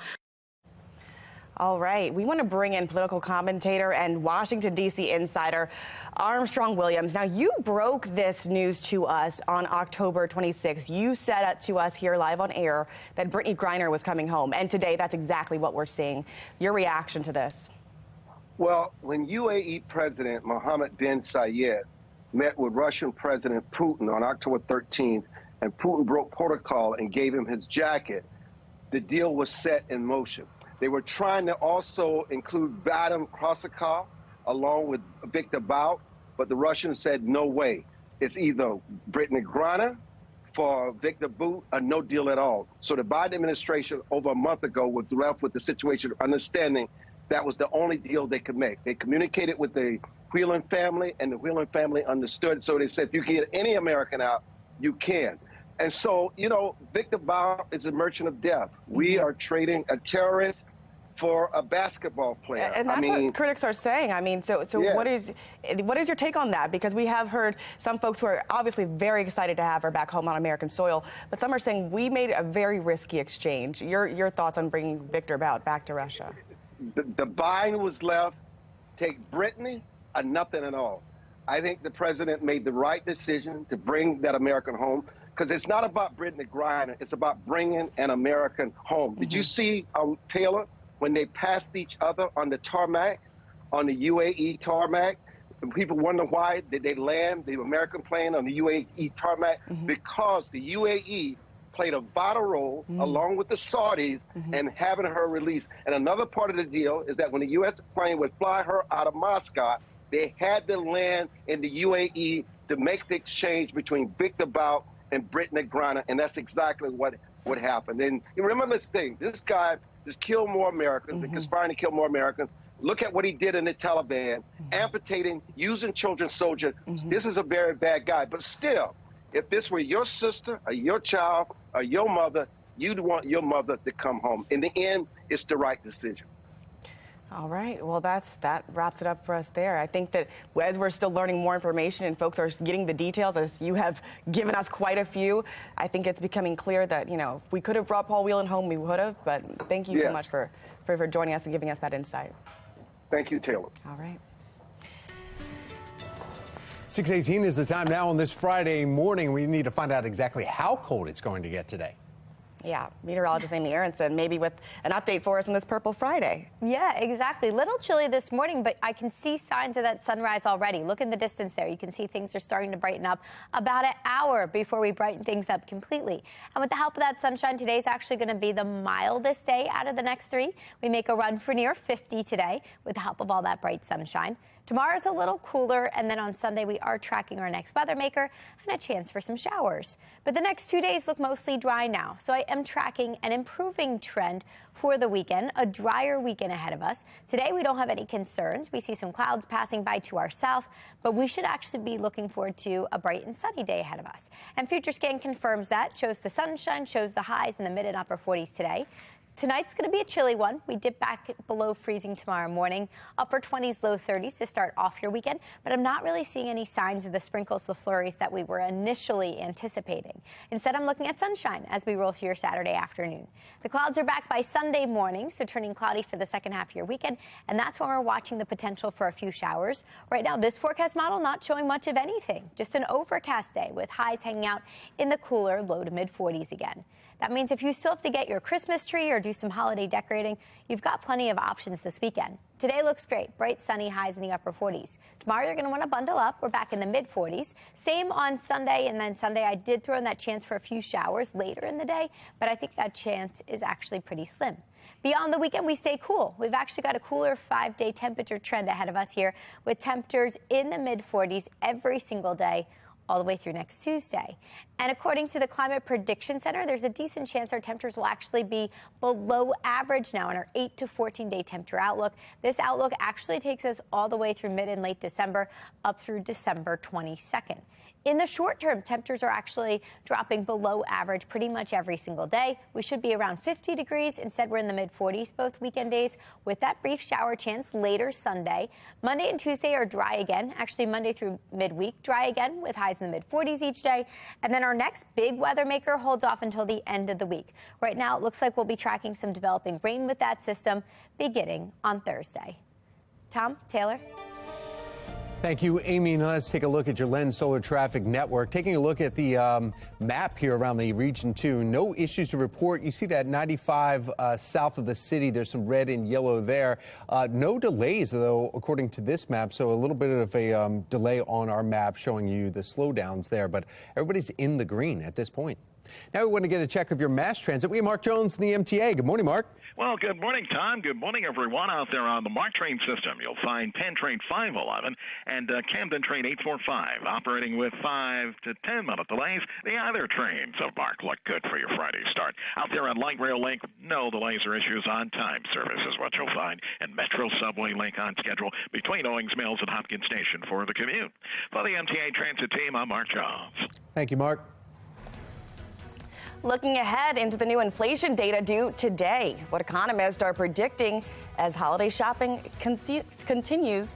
You're watching Fox 45 Morning News, all local, all morning. Fox 45 News, winner of 17 2022 Regional Emmy Awards, more than all other Baltimore news stations combined.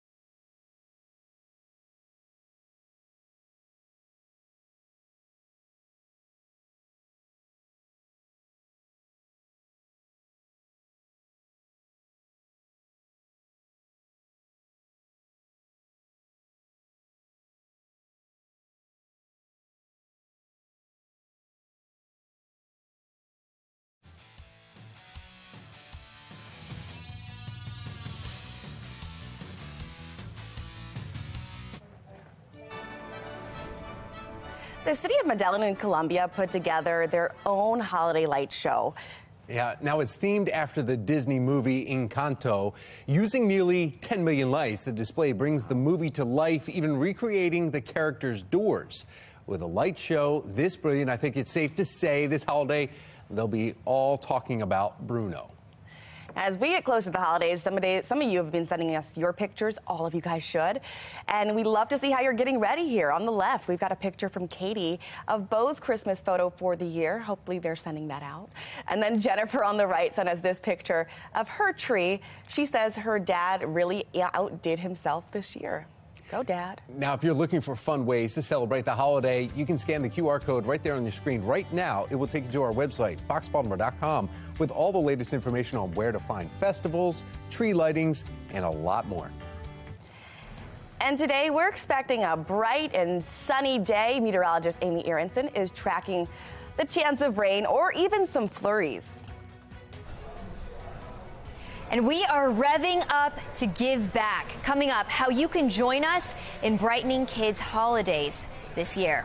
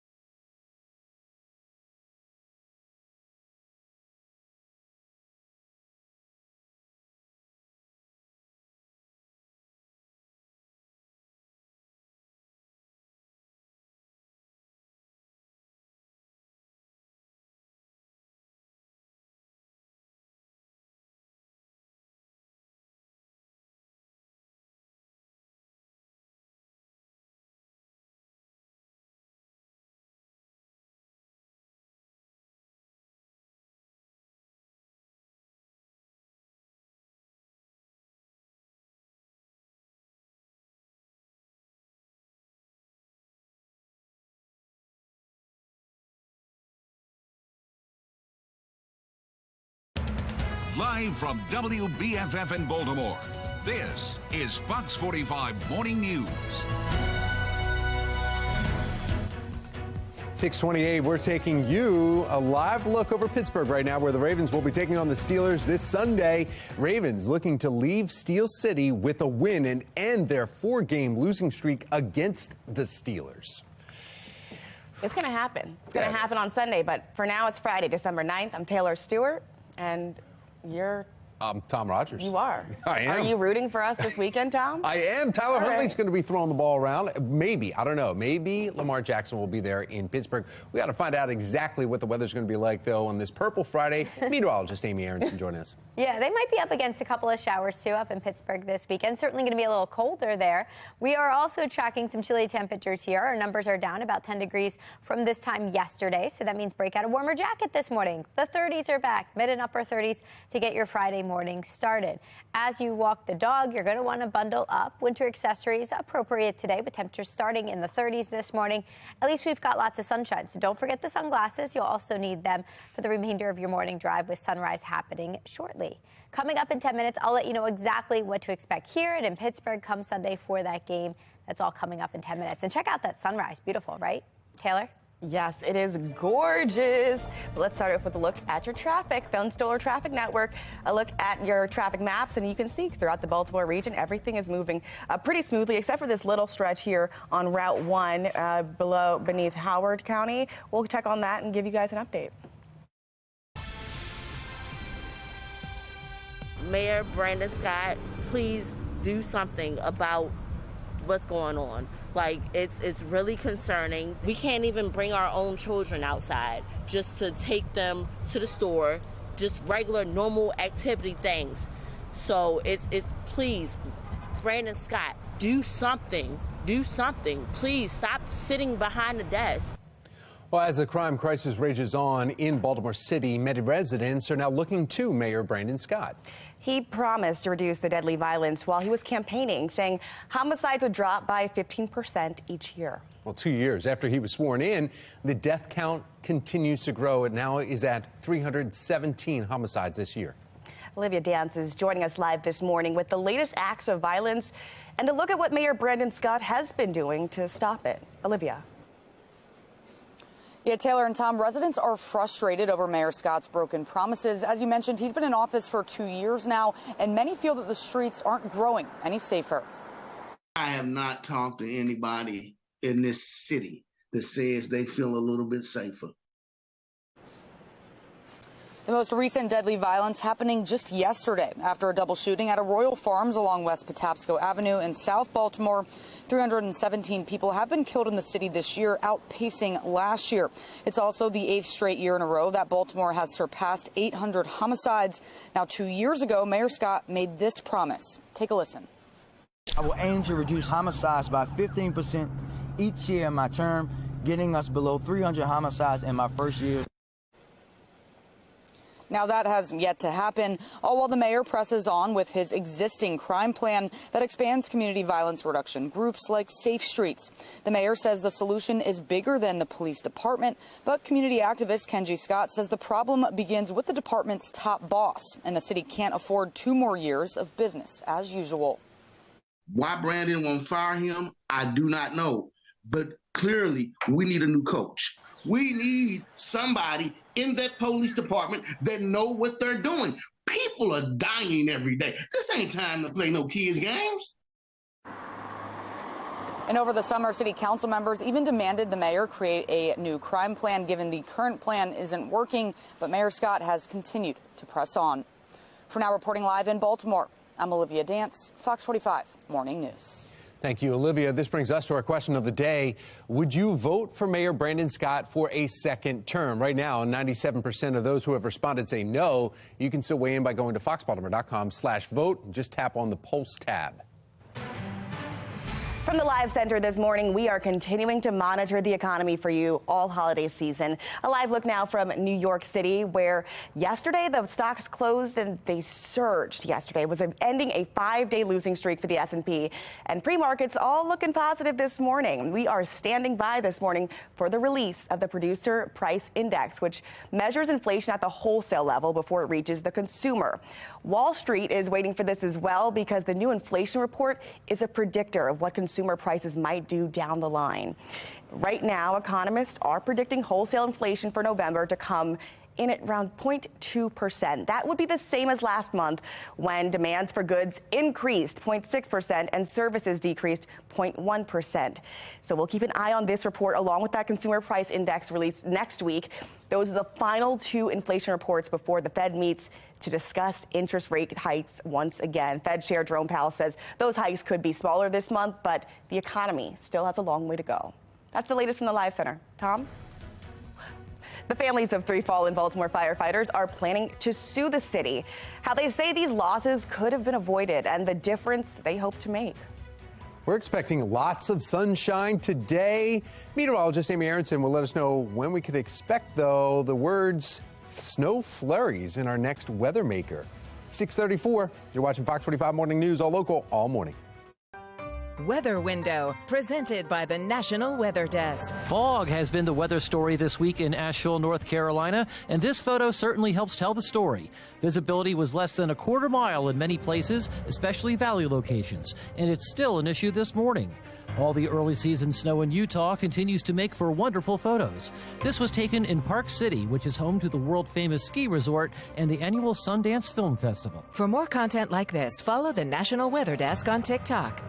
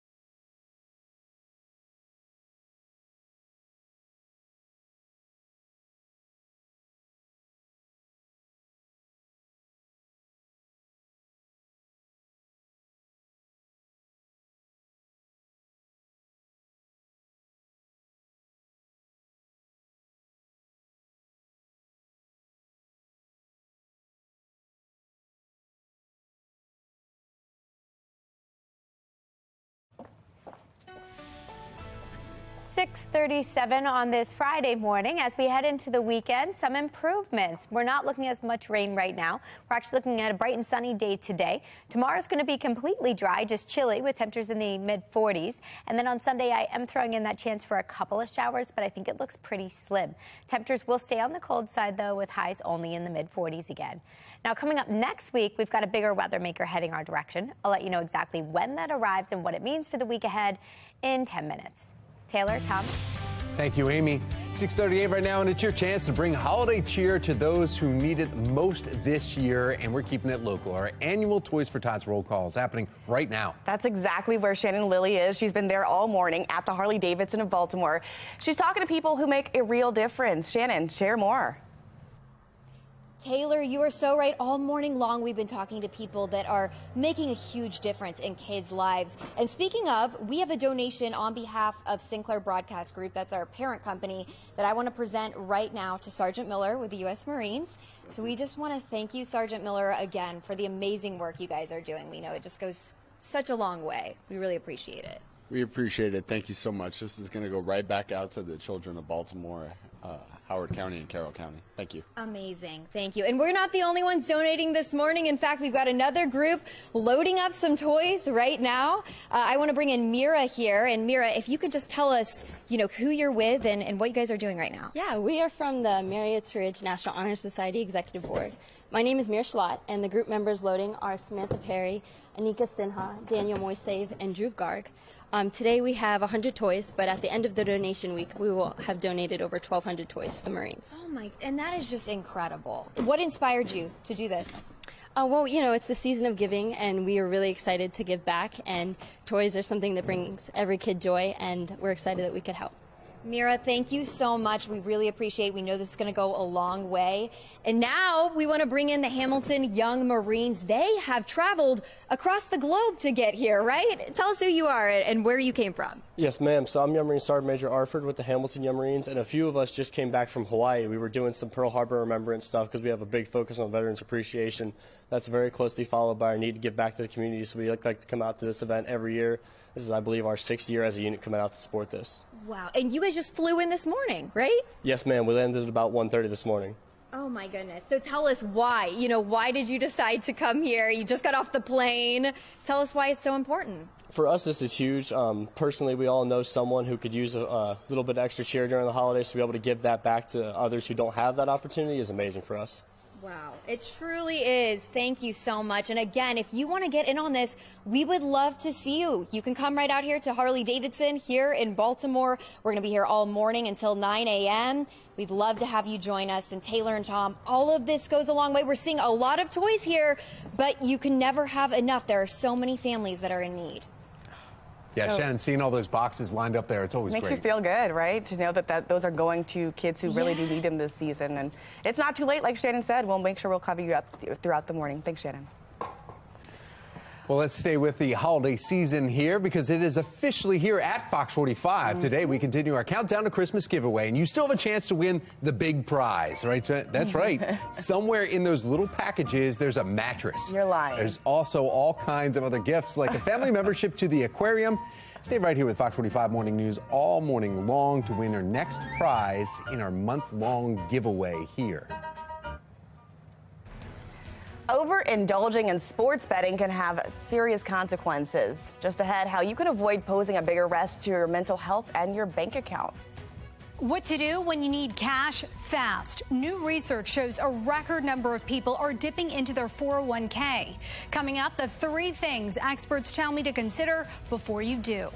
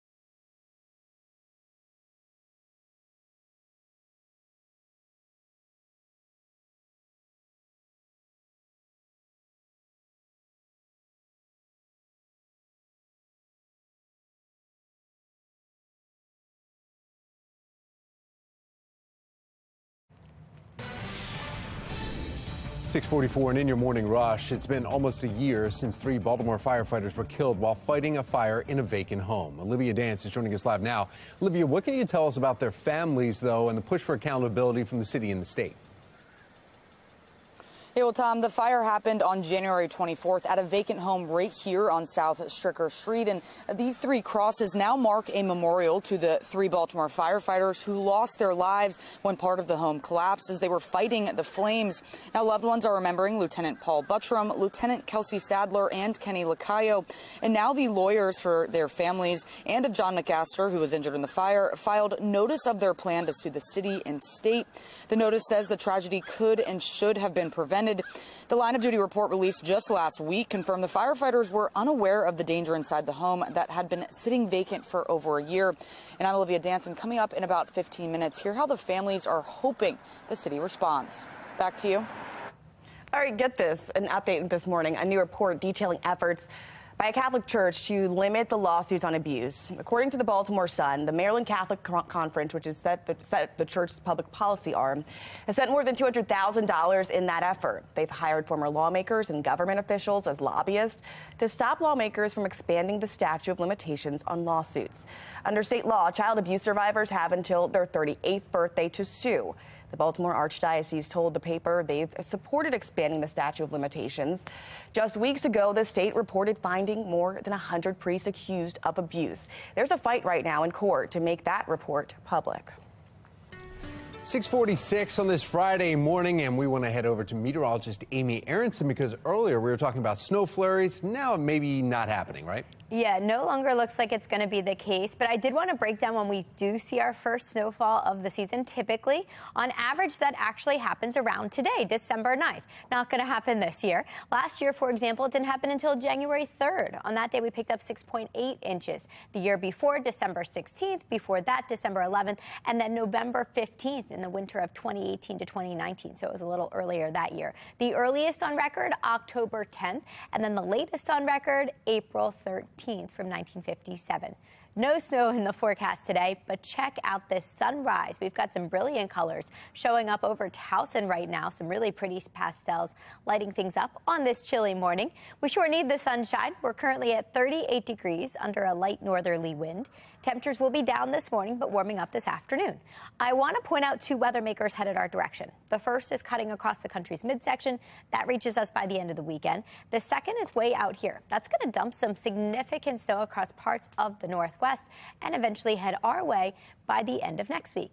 In the meantime, while we wait on both these systems, things are actually pretty quiet here on the East Coast. Not much happening today, and it looks like drier air will block anything from really happening tomorrow, too. Today, we enjoy sunshine. Same for tomorrow now. Initially, we were tracking that sprinkle flurry chance. I no longer see it. Instead, I am just tracking some sunshine for your Saturday.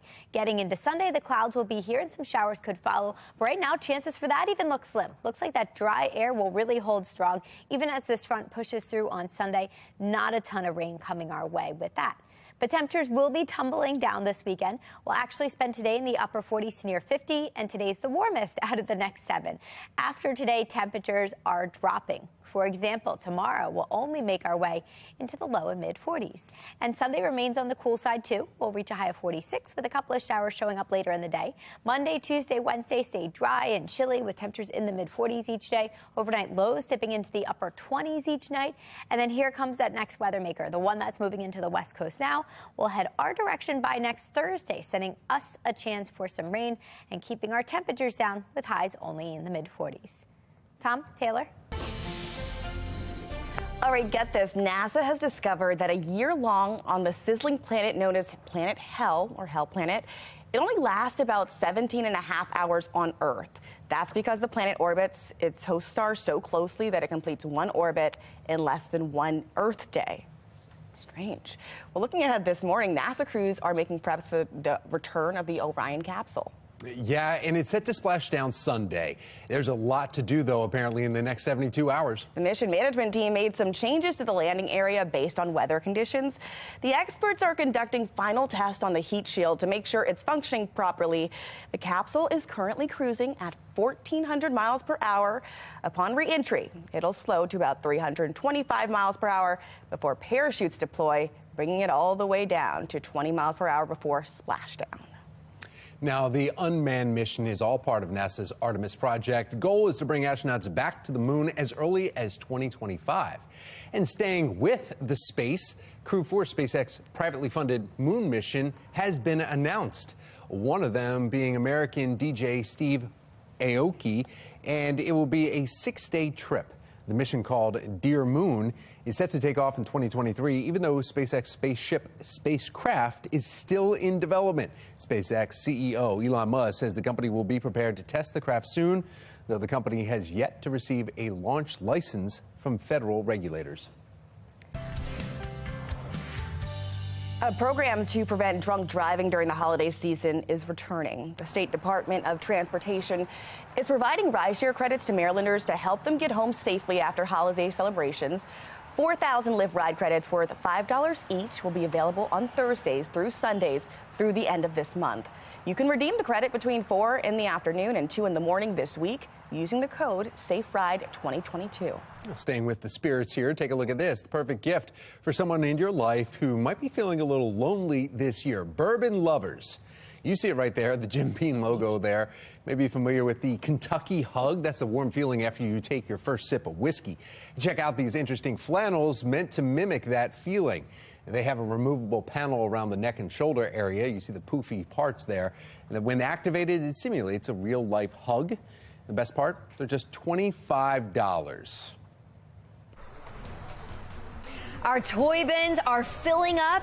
And look, our cheerleaders now arriving, coming up, how they are making the season brighter for kids in need.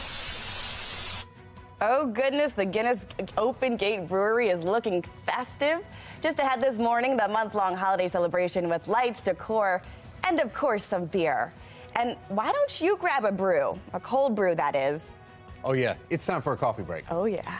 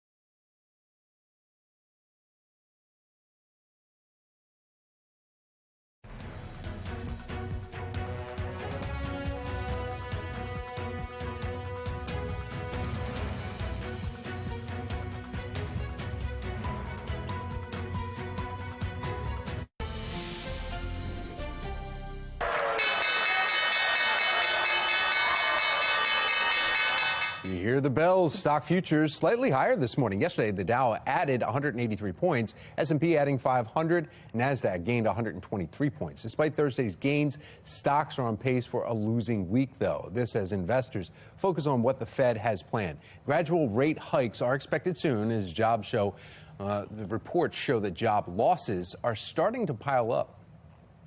The numbers of Americans filing for unemployment is climbing, according to the Labor Department.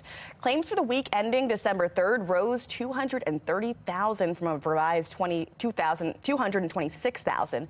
With this contrast with last month's job numbers show the economy adding 260,000 jobs.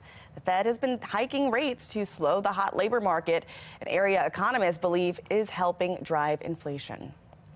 Now, more than half of all American adults are feeling the pain from the spike of prices. Yeah, according to the recent Gallup poll, 55% of adults are experiencing financial hardships, just a slight 1% drop from August. 13% say the hardship is severe. By comparison, back in January, 49% said they were feeling hardship because of prices. And then in November of 2021, that number was 45%. In today's Assignment America, new numbers paint a bleak picture of the financial health of Americans. And according to Vanguard, the number of people who took out a 401k hardship withdrawal in October hit an all-time high. Dee Gatton with our national desk spoke with experts. She's a closer look. Simply put, Americans need money. Hardship withdrawals, per the IRS, are for an immediate and heavy financial need. The uptick, experts tell me, is incredibly concerning. I have less income coming in because my husband did die. And so it's been a little scary. As far as the numbers are concerned, I've lost almost $400,000 in my 401k. Coast to coast, 401k savers are feeling the pinch. Vanguard Group, which tracks about 5 million accounts, found nearly 0.5% of workers participating in a 401k plan made a hardship withdrawal in October, the highest level since 2004 when Vanguard started tracking this. The concerning thing is if it's not technically a qualified hardship withdrawal, then there's a 10% tax penalty if the participant is below the age of 59 and a half. Plus they have to pay income tax on top of that. So it's really not an advantageous way to seek funding. If it's a qualified hardship withdrawal, he says the 10% penalty is waived, but you do have to pay income tax. Financial advisors tell me they hear budgeting concerns amid inflation rates and rising costs and understand what could lead a person to make a withdrawal. I have not done it yet, but it is there as a possibility. If you can help it, experts say there are other options that may be less costly in the long run. If you have the ability to take out a loan rather than just a straight up withdrawal, I would say that's probably a better choice. Experts add, take a close look at your finances, make cuts, and save a little extra each month if you can. Reporting for the National Desk, I'm Dee Gatton. President Joe Biden working to protect pensions. That's right. He announced $36 billion in aid to shore up union pension plans. That money comes from the American Rescue Plan. It will prevent severe cuts to retirement incomes of about 350,000 Teamster workers and retirees. Without the funding, though, they could have seen their benefits drop by nearly 6% within a couple of years. Can't imagine losing half of that pension or more through no fault of your own. You did your part. You paid in. Imagine what it does financially to your peace of mind, what it does to your dignity. The insurance program was on track to become insolvent in 2026.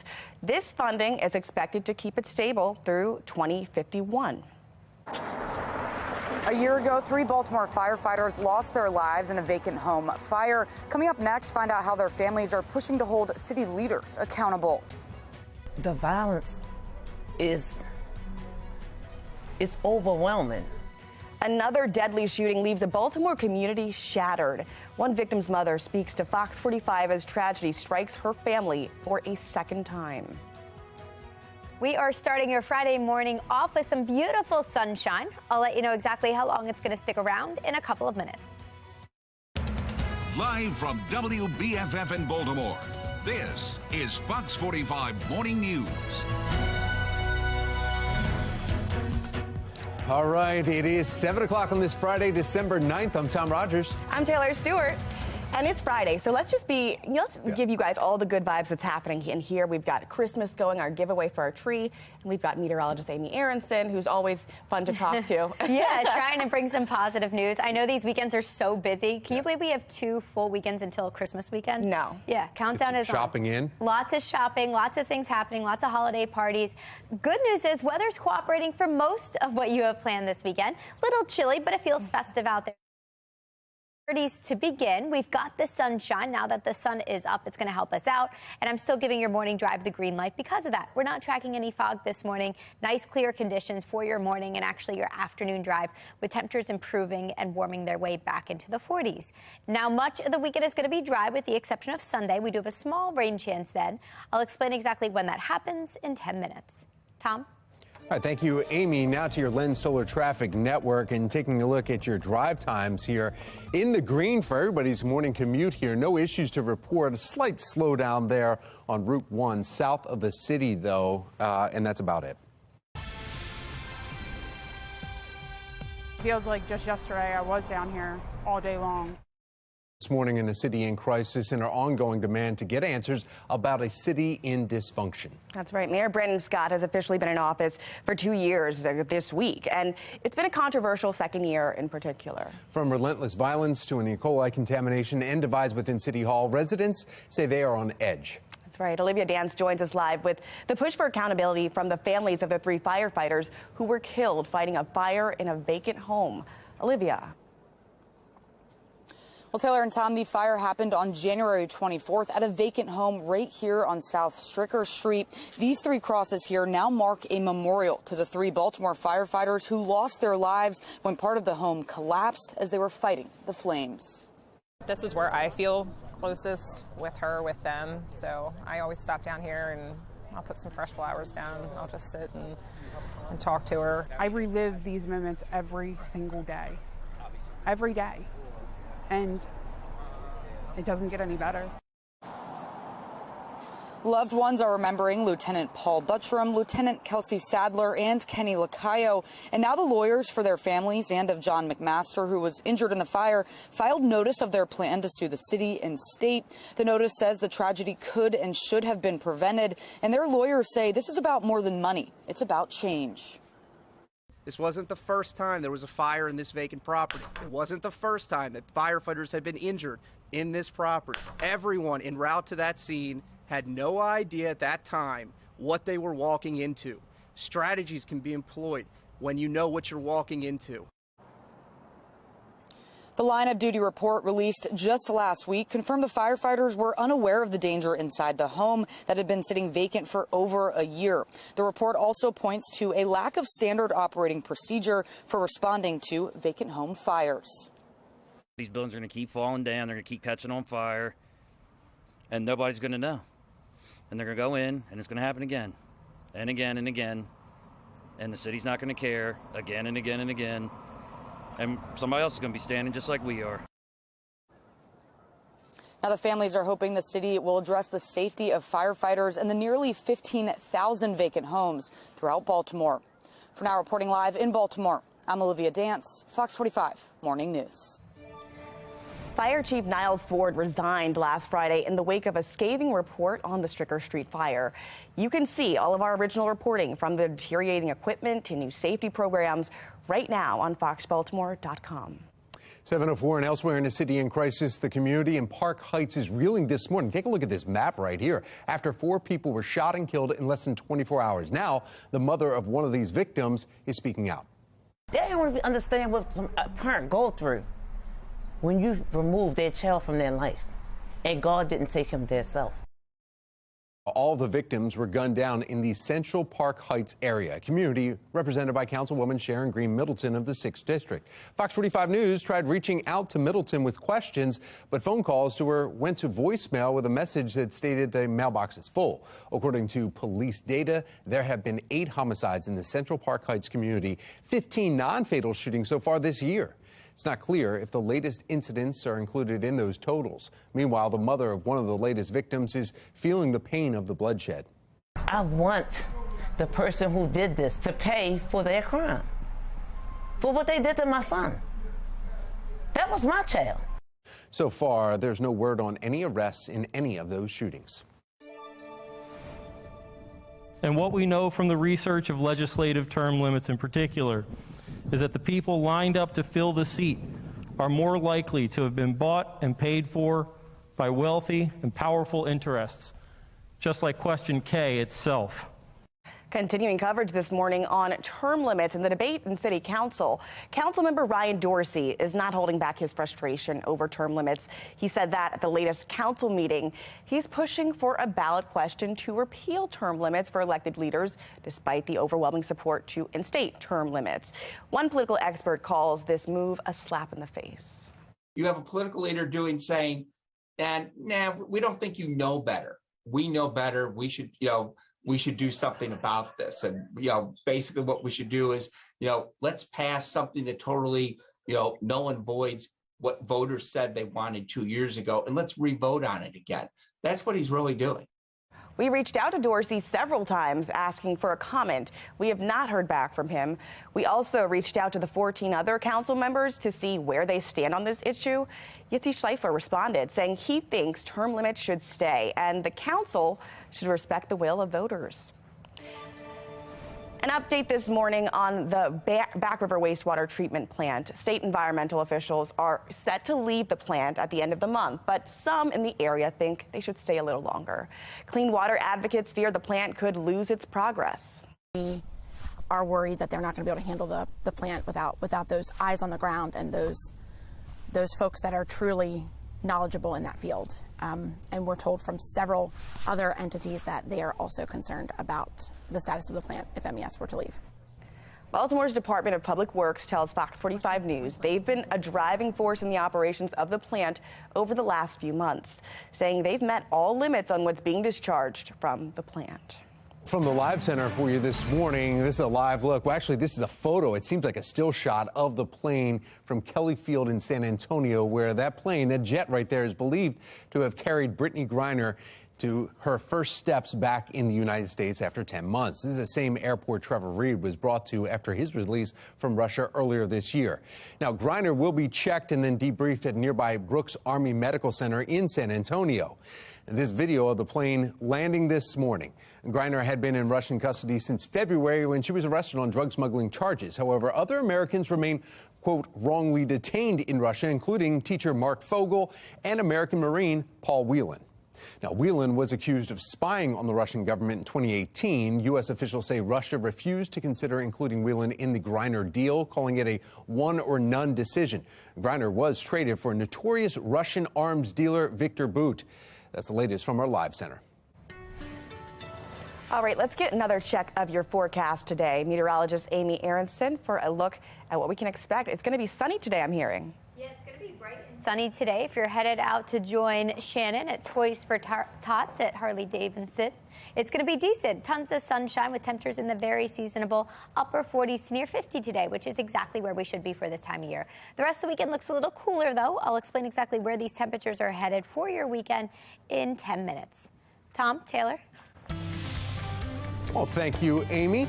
Happening today, your chance to make a difference and keep it local. Annual Toys for Tots roll call. It's happening right now. Okay, yeah. Shannon Lilly is there. She's been there all morning, and she's keeping up with the action at the Harley Davidson of Baltimore. Shannon, good morning. What is going on now? Taylor, good morning. Well, the generosity we're seeing, it's just unbelievable. And now the Towson University Police Department, they are getting in on this. So I am here, lucky to be joined by Captain Myers here. Thank you so much for joining us. Oh, you're welcome. Thank you for having us. I'm here on behalf of Towson University. Myself and my friend and colleague, Corporal Smith, just want to thank everyone for their donations. We've set up collection stations throughout campus. And, once again, the students, faculty, and staff really met the challenge, donated a lot of toys and gifts, and we're here to present them today. And you've been here year after year. What keeps you coming back? Yeah, it's a part of the community outreach component of our strategic plan at the university, and we always try to stay connected to our community. This is just another example of being involved and staying connected to the people that we serve. Awesome. Well, we thank you so much. So what did you guys bring? We brought 2 boxes of toys that we collected on the campus.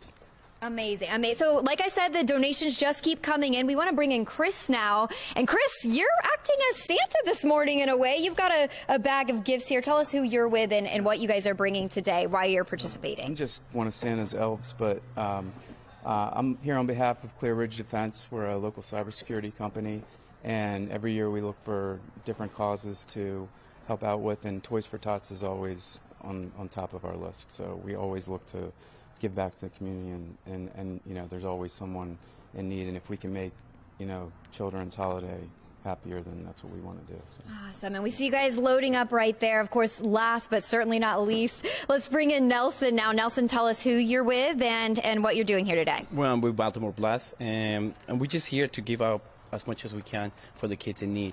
I think this is a huge cause, and then we just want to give away things, gifts, and for the kids in need, that's for sure. Awesome. Tell people, our viewers here at home, why they should do that.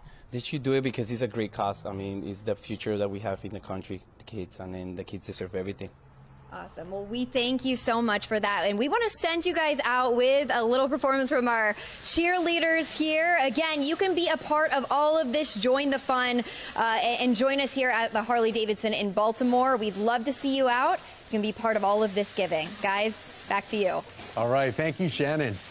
Here's a look at the stories making your headlines this hour. Today marks the halfway point in Mayor Brandon Scott's 4th year in office. Fox 45 News looks at his campaign promises to reduce crime as the violence continues on city streets. And investors are looking ahead into the new inflation data due today. What economists are predicting as the holiday shopping season is well underway. You're watching Fox 45 Morning News, all local, all morning.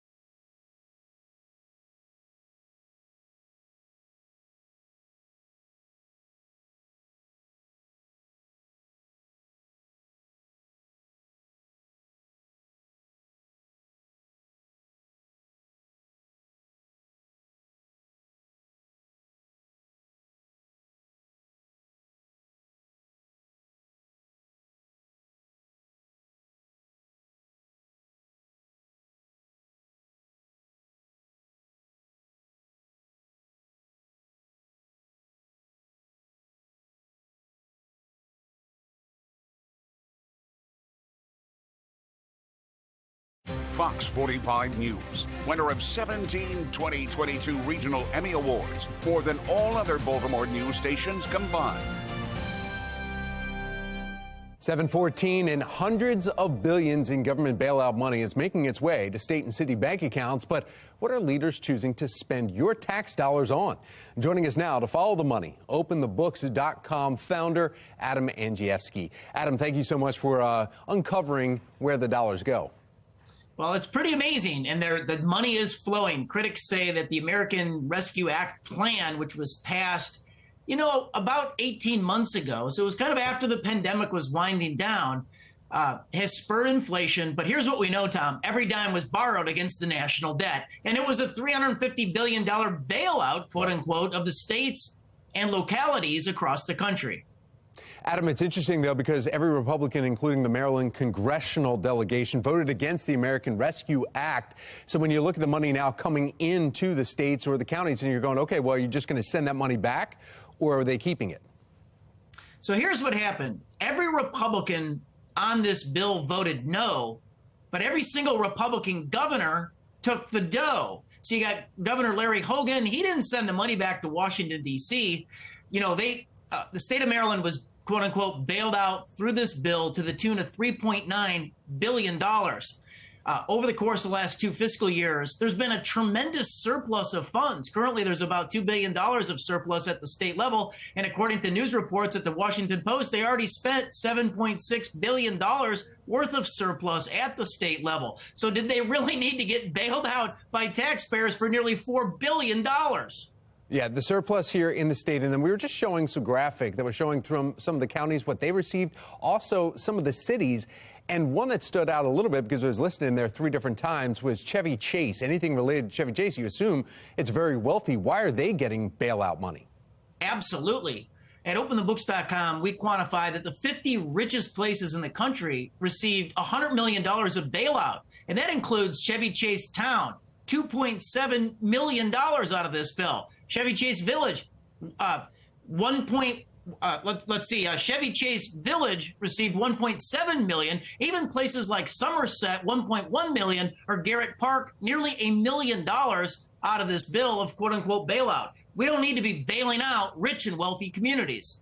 Yeah, the money's going to the wrong places unless they have some excuse saying that, well, we're going to use it right. So how is it justified that those cities or those areas that are very affluent areas are getting the most money?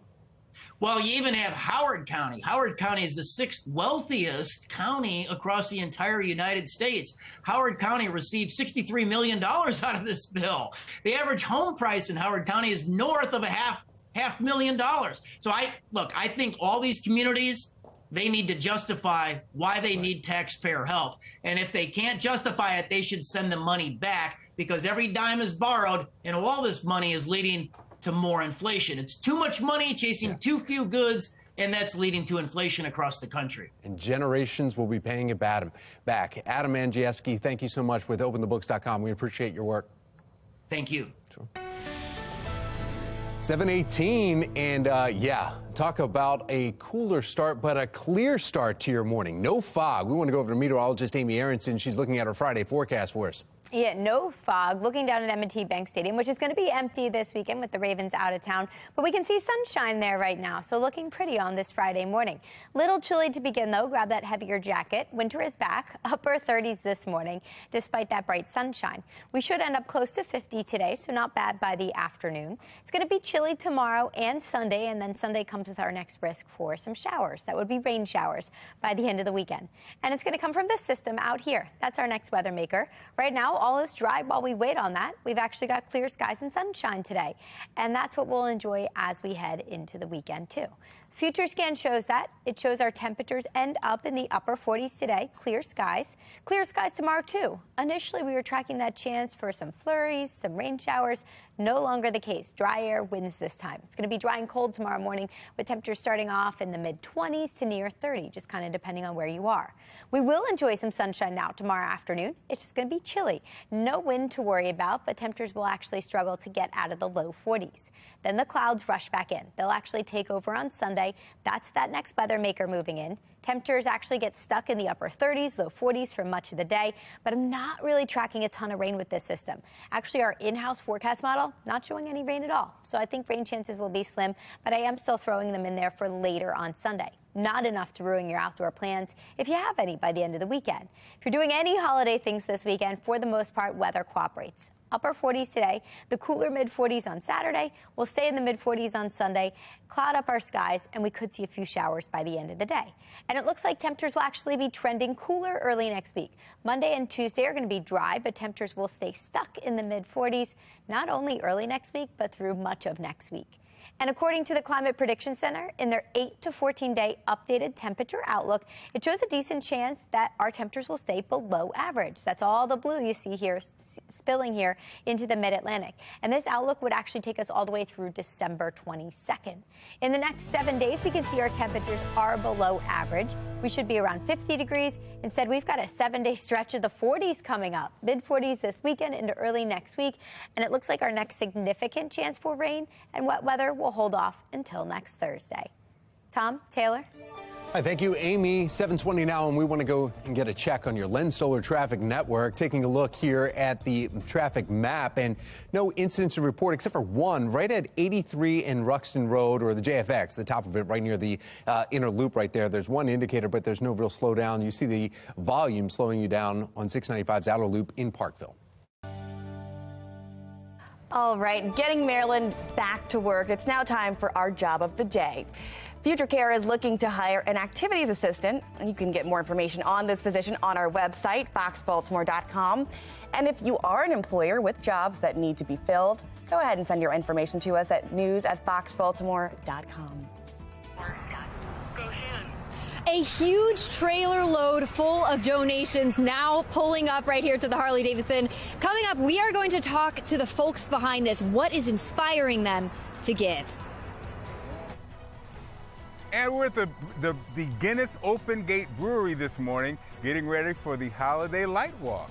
Yes, we'll talk about that coming up on Fox 45 Morning News, all local, all morning long.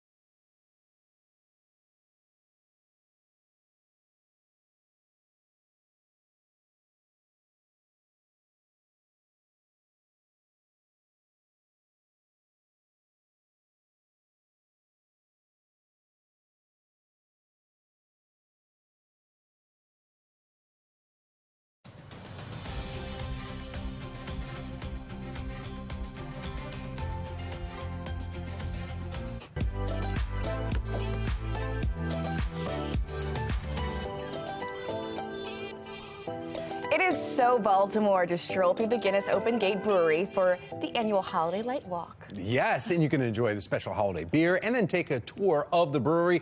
Be More lifestyle host Mark Clark is live with what's happening this morning. And Mark, are you allowed to climb the keg tree? We're waiting for that. I don't know if I'm allowed to climb it, Tom, but I tell you what, Oliver, no, he would not allow me to do this. So, Oliver, it's that time. They asked me, could I climb it? I'm like, no. I wouldn't. Yeah. So tell us what's going on this beautiful 2-acre spread. So we're here at the Guinness Open Gate Brewery, and right behind us is our yearly keg tree. It's almost 250 kegs stacked tall up there. We're trying to go higher each year as long as safety allows. But we've got this big outdoor space we normally use for the summer and seating, and we've set up a light walk out here. Fortunately, you can't really see it with how the sun is coming up, but we've got a bunch of the iconic Guinness statues here all lit up. We've got lights all around, a big projection on the building. So nice place to bring your family. I love it. Have a snack, have a beer, and really just enjoy the holiday season. And also, it's holiday time, Oliver. Yeah, you guys have a couple new products popping out there, right? We do. We've got our old-fashioned inspired ale, which is available at your local liquor stores as well as at the brewery, and that's a 10+% ABV cocktail-inspired beer. So it was aged in bourbon barrels. It's got cherries, oranges. It's really, really nice. We've also got our classic winter warmer, which is like a 7.5% with vanilla, nutmeg. Okay. Really, really nice in this cold weather. Well, you know, it sounds good, guys. You know, I'm going to have Oliver take me into the, get a little sample, of course. Of course. I mean, any good reporter. Yeah, absolutely. Got to test out the products we're talking about. That's right. That's right. All right. Well, we've got more information on our website, foxbaltimore.com/newslinks. We're starting off this weekend with a dry chance with some chances of showers and sprinkles and maybe flurries. But the next big weather maker is headed our way towards our region. Meteorologist Amy Aronson is tracking that system and will break it down for us after the break. Mayor Scott's been in office for 2 years as violent crime rages on. I'm Olivia Danson. Coming up next, we're looking into his broken promises and residents' calls for change. You're watching Fox 45 Morning News, all local, all morning.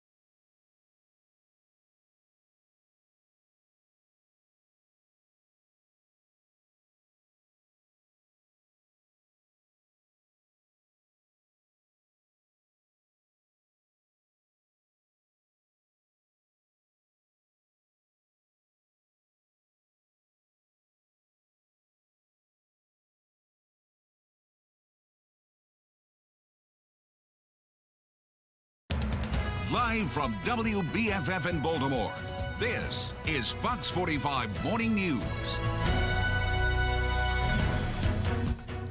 We're coming up on 7:30 now. Yes. Good morning. Thanks for joining us here. It is Friday, December 9th. I'm Taylor Stewart. I'm Tom Rogers, and we have soccer today. So we have multiple games here right at Fox 45. So we're going to be getting off the air at 9 o'clock, leaving it going over to the, that big thing. What is it called? I don't know. Something about a cup. Something World Cup. Yeah, something about that. Something pretty The rest huge, of the I think. globe is watching. Yes, and you can too if you're sticking around here at Fox 45. But we're watching the weather today. Meteorologist Amy Aronson with a look at our forecast. Yeah, and weather looks pretty good if you're headed out to maybe watch the game somewhere. If you're lucky enough to have today off of work, we are starting off clear this morning. Lots of sunshine. The only issue, some colder air has pushed back in. Temperatures are down a solid 10 degrees from this time yesterday.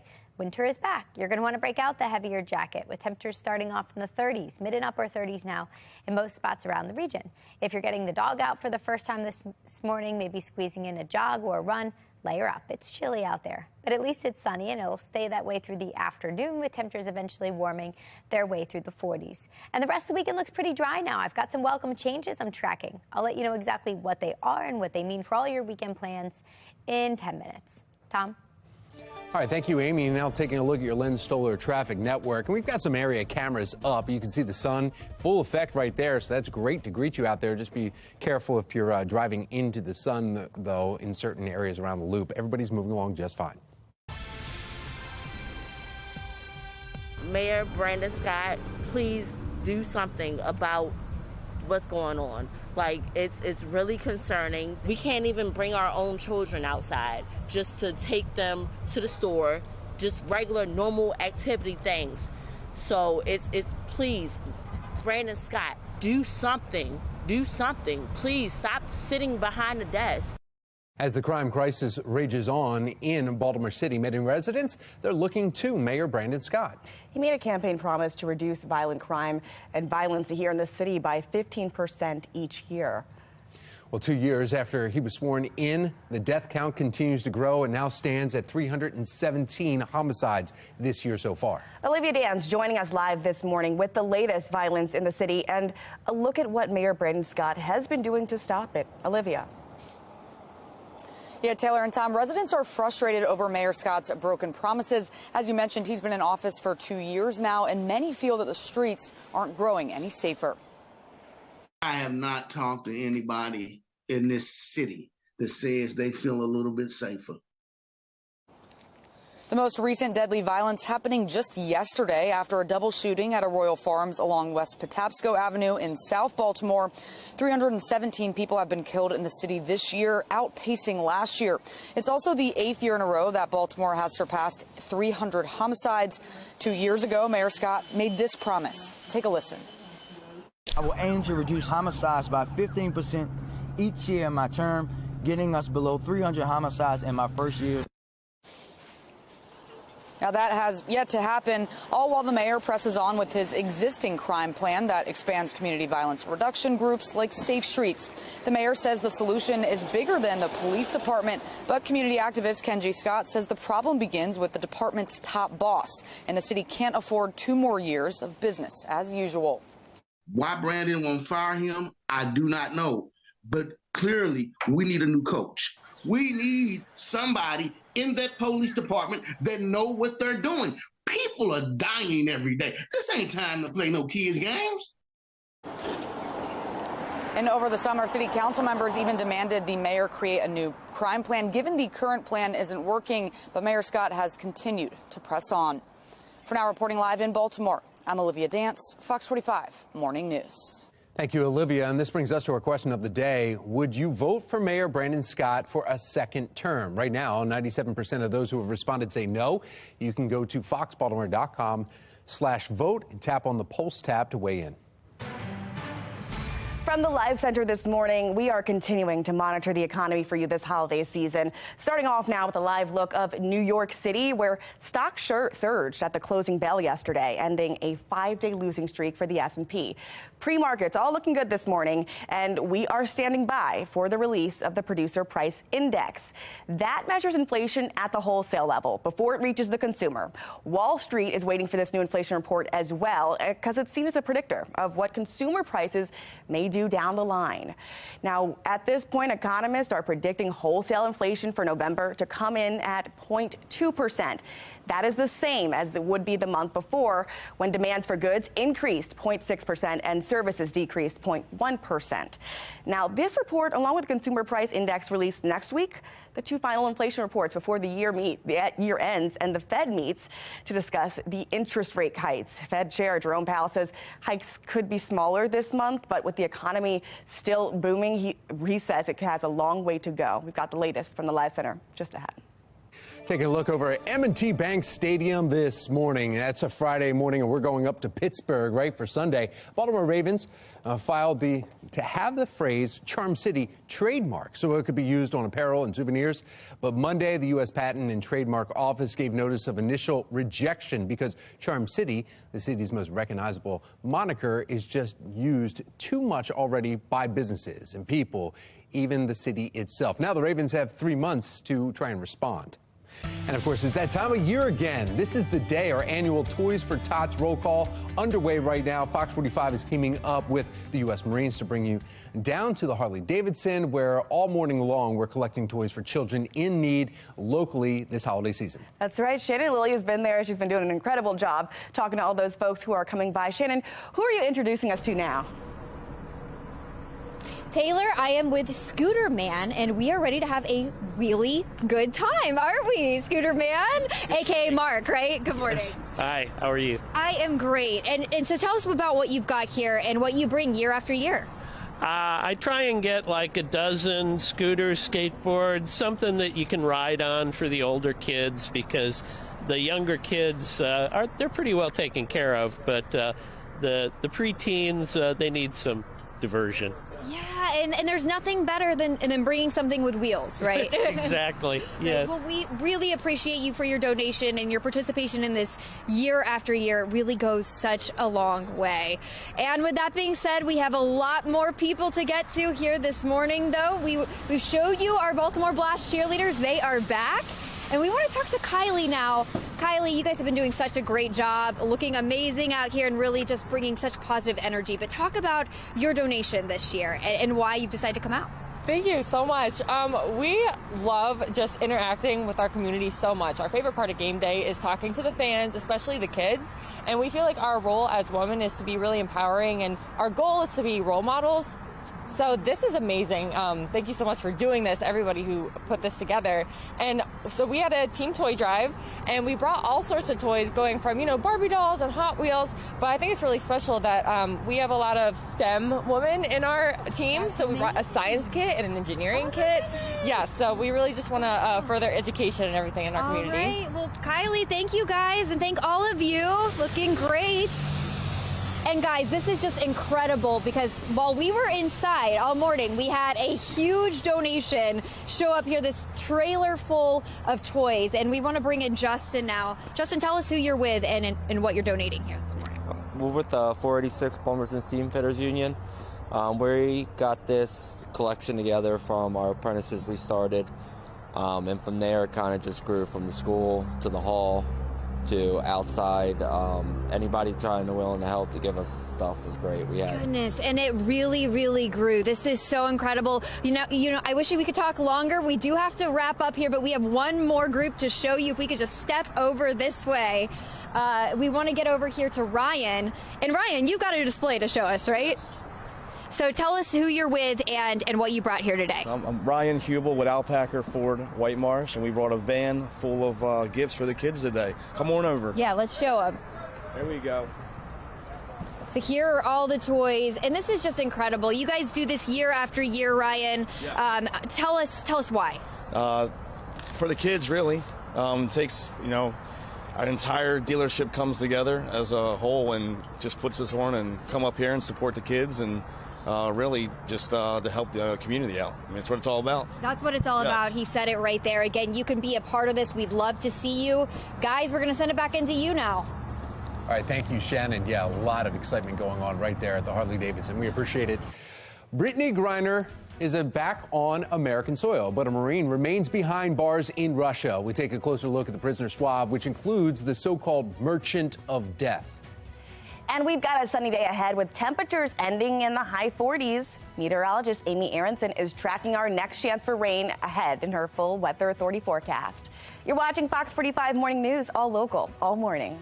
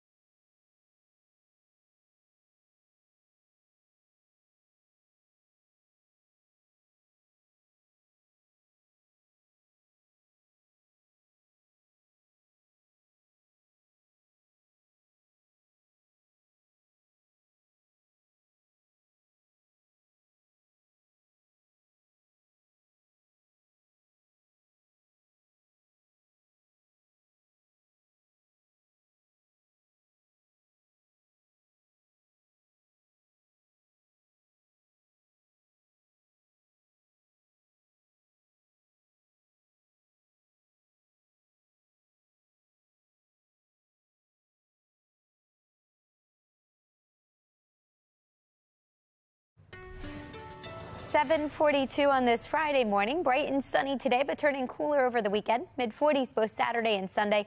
Limited chances for rain. Just a few showers showing up by the end of the weekend. I'll break that down in more detail in just about 10 minutes. Tom? Thank you, Amy. Voters deciding to put term limits on city leaders. Now, that's up for debate. Fox 45 News demanding answers after a councilman introduced a bill that would repeal those term limits you just voted for.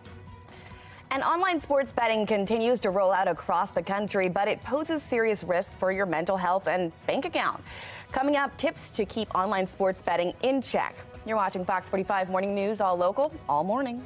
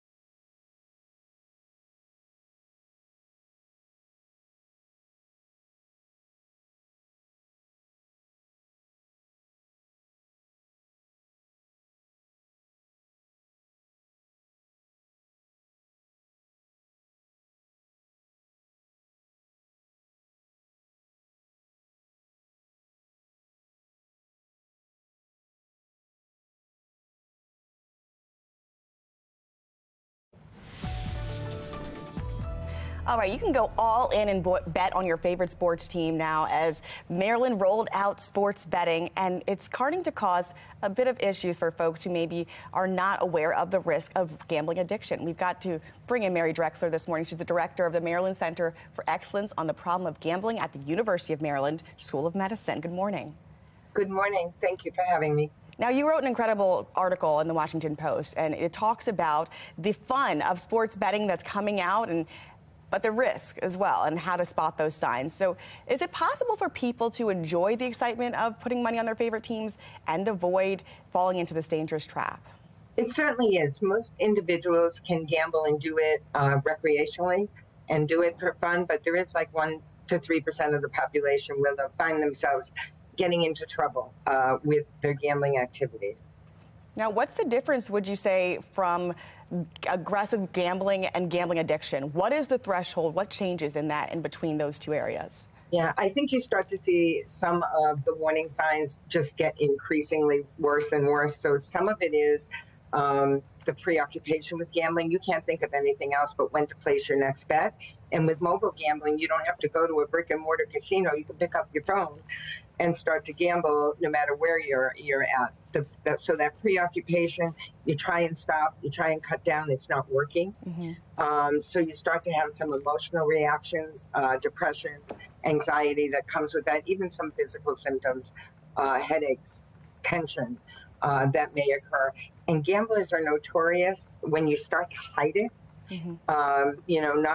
Get rid of those mail that comes in with your bank statements or your credit card. So all these start to spiral out of control. You start to chase your losses. That's when you know you're getting more into the realm of addiction. So catching this early is important. Catching it early, looking for the warning signs are, really important. Got you. Now, if someone has a gambling addiction, what can they do if they want to seek treatment? Is there a resource available for them? Yes. Number one here in Maryland, our helpline number is 1-800-GAMBLER. When they call that number, and it's not just for the gambler, it could be a family member, friend, coworker who's looking to support this individual, they can get a referral to treatment directly to clinicians where the center has trained them in the area of problem gambling. They can get connected immediately to a peer recovery support specialist. That is somebody who has lived experience. We have 5 of those individuals who cover the entire state working for us at the center. They help people get to the treatment that they need. Or they can go, if they'd rather, go online to helpmygamblingproblem.org. All the resources are there as well. And I think it's important to note here in Maryland, treatment is at no cost to the gambler and or their family member. It's part of the Problem Gambling Treatment Fund. Ms. Mary Drexler, thank you so much for your insight. And to all folks who are watching, bet responsibly. Thank you. Thank you so much for having me. 7:48 on this Friday morning, and we've got football coming up Sunday, and we have World Cup soccer playing today. I mean, this is a big day for us, right? And meteorologist Amy Aronson, you've got the big game day, local forecast for today. Yeah, exactly. Lots happening this weekend as we fly through December. Maybe you still have to get your holiday lights up. You got to get that Christmas tree in the house, or maybe you're just attending a holiday party this weekend. The good news is the weather will cooperate for all these things. We're not tracking any wind this weekend. It's going to be a little chilly, so you're going to need to bundle up, but I think it will feel festive for everything happening. And if you are doing any fun holiday things, we want to see your pictures. Make sure you send them to us by heading to foxbaltimore.com/chime in. And we can see that sunshine this morning shining down on Towson. Things look busy out there already, heading to Towson Town Center, maybe to get some holiday shopping done. We're off to a chilly start, so you want to have that heavier jacket with you. Upper 30s to begin with clear skies. And we stay clear today. This is our next weather maker that's cutting across the Midwest. That brings us that rain chance by the end of the weekend. I also want to point out this system. That's going to dump feet of snow in the Rockies.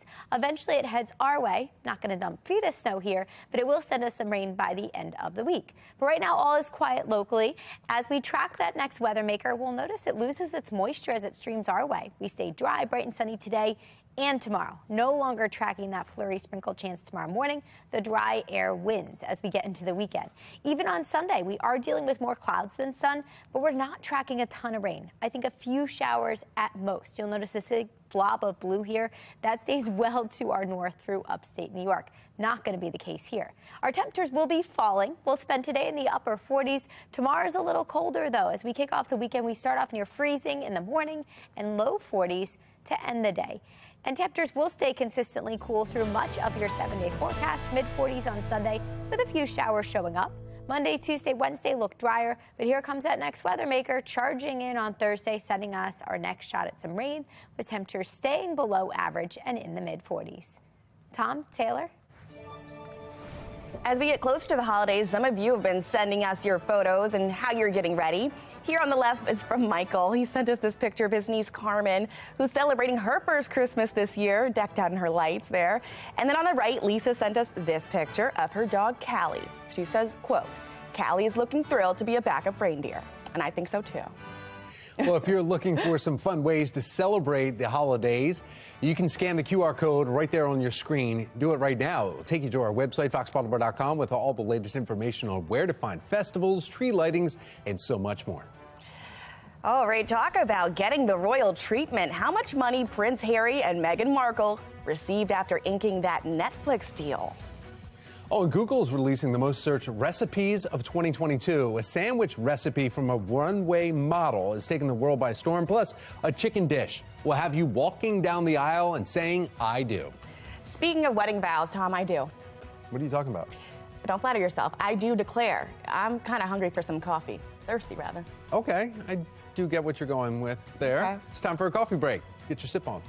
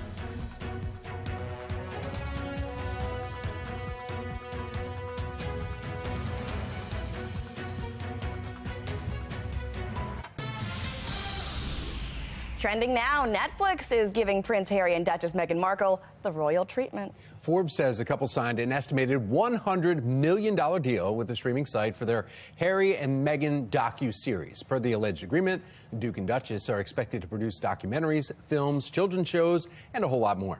The multi-million-dollar deal has contributed to Prince Harry and Meghan's amassing their wealth, which they've rebuilt since stepping away from the British monarchy in 2020. Trevor Noah bids farewell to The Daily Show. It was the 38-year-old comedian's final episode in a 7-year run as the host for the Comedy Central show. Noah announced his departure from the show in September, saying his, quote, time is up. Stand-up comedian from South Africa was a newcomer to the American audiences when he was named the host of The Daily Show after Jon Stewart signed off in 2015. Noah hinted that his decision to leave the show is rooted in his desire to return to do more stand-up work. Google's releasing the most searched recipes of the year right on its platform. Topping the list, sugo, which is a tomato-based pasta sauce. It's Italian for pasta sauce. Well, other recipes, others users search for mango pie and marry me chicken. A sandwich recipe from model Bella Hadid also made the list after going viral on TikTok.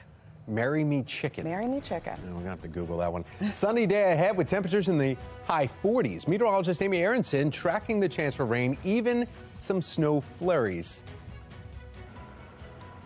A year ago, 3 Baltimore firefighters lost their lives at a vacant home fire. Coming up next, find out how their families are pushing to hold city leaders accountable.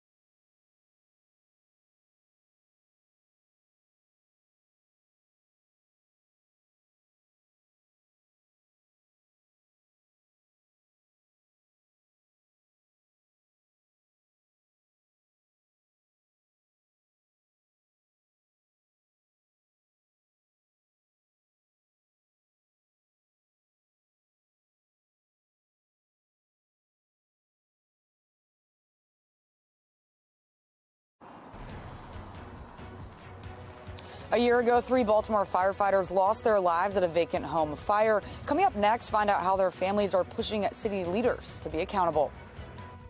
Brittany Griner has now officially touched down on U.S. soil. We have the latest updates coming from our live center. And the sun is out this morning. I'll let you know exactly how long it's going to stick around this weekend in a couple of minutes. Live from WBFF in Baltimore, this is Fox 45 Morning News. 8 o'clock on this Friday morning, December 9th. I'm Tom Rogers. And I'm Taylor Stewart. I'm looking up Marry Me Chicken. And it looks so good. Oh, my goodness. We got to make it this weekend. That's amazing. Yeah. All right. A good meal for like a cold weekend, I guess? Yes, in fact, let's find out. Yeah. Meteorologist Oh my gosh, Amy that looks Aronson. so Look at that. good. Mouth-watering. Yeah, is it hard to make? No, I said on your table in 25 minutes. Come 25 minutes, we Yeah. can all handle that. Yeah, perfect for a warm meal this weekend. It's chilly outside right now. Maybe a hot cup of coffee this morning, hot chocolate. We have 30s to begin. Feels like winter again. Temperatures starting off in the 30s, but otherwise your morning drive gets the green light. No issues this morning. We are tracking clear skies through the afternoon with temperatures eventually ending up in the upper 40s. Now coming up in 10 minutes, I'll let you know exactly how the rest of the weekend plays out, and I'll show you when we could see a couple of showers. Taylor? Thanks, Amy. Now let's take a look at the Len-Stoller traffic network. We've got your roads looking pretty clear today. Those freeways moving just nice and clear. We've got no incidents to report. We'll keep you updated. Feels like just yesterday I was down here all day long. This morning in a city in crisis and our ongoing demand to get answers about a city in dysfunction. That's right. Mayor Brendan Scott has officially been in office for 2 years now, and it's been a controversial second year in particular. From relentless violence to an E. coli contamination and divides within City Hall, residents say they are on edge. Olivia Dance joins us live with the push for accountability from our elected leaders. Good morning, Olivia. Good morning, Taylor and Tom. And the fire happened on January 24th at a vacant home right here on South Stricker Street. And these 3 crosses now mark a memorial to the 3 Baltimore firefighters who lost their lives when part of that home collapsed as they were fighting the flames. This is where I feel closest with her, with them. So I always stop down here and I'll put some fresh flowers down. I'll just sit and talk to her. I relive these moments every single day. Every day. And it doesn't get any better. Loved ones are remembering Lieutenant Paul Buttram, Lieutenant Kelsey Sadler, and Kenny Lacayo. And now the lawyers for their families and of John McMaster, who was injured in the fire, filed notice of their plan to sue the city and state. The notice says the tragedy could and should have been prevented, and their lawyers say this is about more than money. It's about change. This wasn't the first time there was a fire in this vacant property. It wasn't the first time that firefighters had been injured in this property. Everyone en route to that scene had no idea at that time what they were walking into. Strategies can be employed when you know what you're walking into. The line of duty report released just last week confirmed the firefighters were unaware of the danger inside the home that had been sitting vacant for over a year. The report also points to a lack of standard operating procedure for responding to vacant home fires. These buildings are going to keep falling down. They're going to keep catching on fire, and nobody's going to know. And they're going to go in, and it's going to happen again and again and again.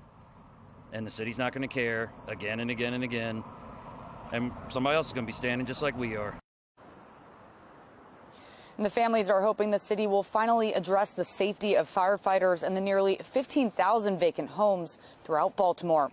For now, reporting live in Baltimore, I'm Olivia Dance, Fox 45 Morning News. Olivia, 8:03, and from the Live Center this morning, Brittany Griner is back on U.S. soil. Plane carrying the WNBA star landed at Kelly Field in Texas earlier this morning. It's right near San Antonio, same airport where Trevor Reed was brought to after his release from Russia earlier this year. Now, she'll be checked and then debriefed at the nearby Brooks Army Medical Center in San Antonio. This is the video of the plane landing this morning. Griner had been in Russian custody since February when she was arrested on drug smuggling charges. However, other Americans remain, quote unquote, wrongly detained in Russia, including teacher Mark Fogel for very similar charges to Griner, and then also American Marine Paul Whelan. Now, Whelan was accused of spying on the Russian government in 2018. U.S. officials say Russia refused to consider including Whelan in this Griner deal, calling it a one or none decision. Griner was traded for a notorious Russian arms dealer, Victor Bout, whose plane landed earlier this morning in Russia. That's the latest from our Live Center. Same-sex marriage rights are becoming closer and closer to becoming more protected. National correspondent Kayla Gaskins tells us what it means now that the bill made it to President Biden's desk. When we could expect our next weather maker, meteorologist Amy Aronson will let us know. You're watching Fox 45 Morning News, all local, all morning.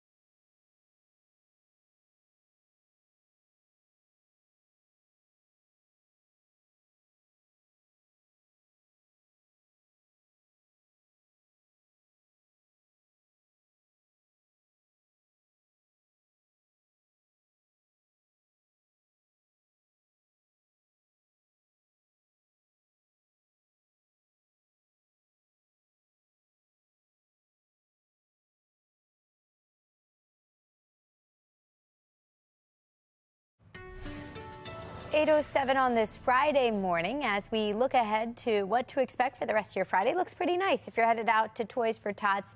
We are looking at sunshine this afternoon. Don't forget your sunglasses. Temperatures will be warming their way through the 40s, actually nearing 50 degrees today. And today's going to be the warmest out of the next 3. I'll explain the reason why and show you when we could see some showers this weekend in 10 minutes. Back to you.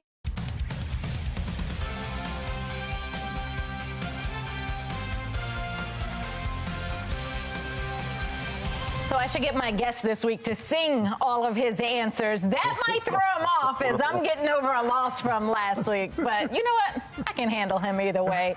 Kelly Bell of the Kelly Bell Band is my challenger for this week's Pigskin Predictions. I never known you to not want to sing. You were so competitive. I was terrified to come in here today. No, I'm not. But you're going down. I see what I mean? All right, I'm going to give you an easy one to start. Baltimore Ravens at Pittsburgh Steelers. Well, you know, just about every time we've done this in the past, I've gone the opposite way, but I'm going with the hometown team today. See, this is why I got to be competitive against you. You don't usually go with the home. Of course. Oh, yeah. It's been rough and rocky, but we got this. Well, actually, my fiance threatened me with violence, too, that if I don't vote for the Ravens, that I should not come home. You're the one. I like her. I'm coming home, baby. All right, we both have the Ravens on this one. Cleveland Browns at Cincinnati Bengals. Well, I'm going to go with the Bengals because the Browns are going through so many changes right now with their quarterback. Without getting into that topic, I definitely think the Bengals are looking a little different right now, unfortunately for the Ravens. I know. So I want to go with the Bengals because they're probably going to win. Yeah. But they have the same record as the Ravens. So for that reason, I don't want to go with them. It's I also want to beat you. So there's a lot at play here. All right, I'm going to go with the Bengals, too. I'm going to win the pizza again this time. New York Jets at Buffalo Bills. What do you say? You got to kind of be crazy to go against the Buffalo Bills right now. As many times they've been. They're kind of hot. Yeah. You think, and they got one of the best quarterbacks, no offense to Lamar, and certainly hope that he gets better. But you can't really deny that guy. All right. He's doing it. The Buffalo Bills. All right. I've got the Bills, too. Tampa Bay Buccaneers at San Francisco 49ers. Now, odds on money is on Tampa Bay, you know. You got to go with the GOAT. I don't got to go with the GOAT. Yes, you do. I'm going with the 49ers. San Fran has a better record. They're at home. I'm not going with Brady. Tom Brady is the greatest football player of all time. It's over. He was at one point. It's over. I don't like the guy, but I cannot deny him. Those days are in the past. All right, you've got the Bucs. Buffalo Bills. Wait a minute. You're even on the wrong team. We're talking about the Bucs. I mean, I'm sorry. He's definitely losing this one. You got the Bucs. I've got San Fran. All right. Philadelphia Eagles and New York Giants.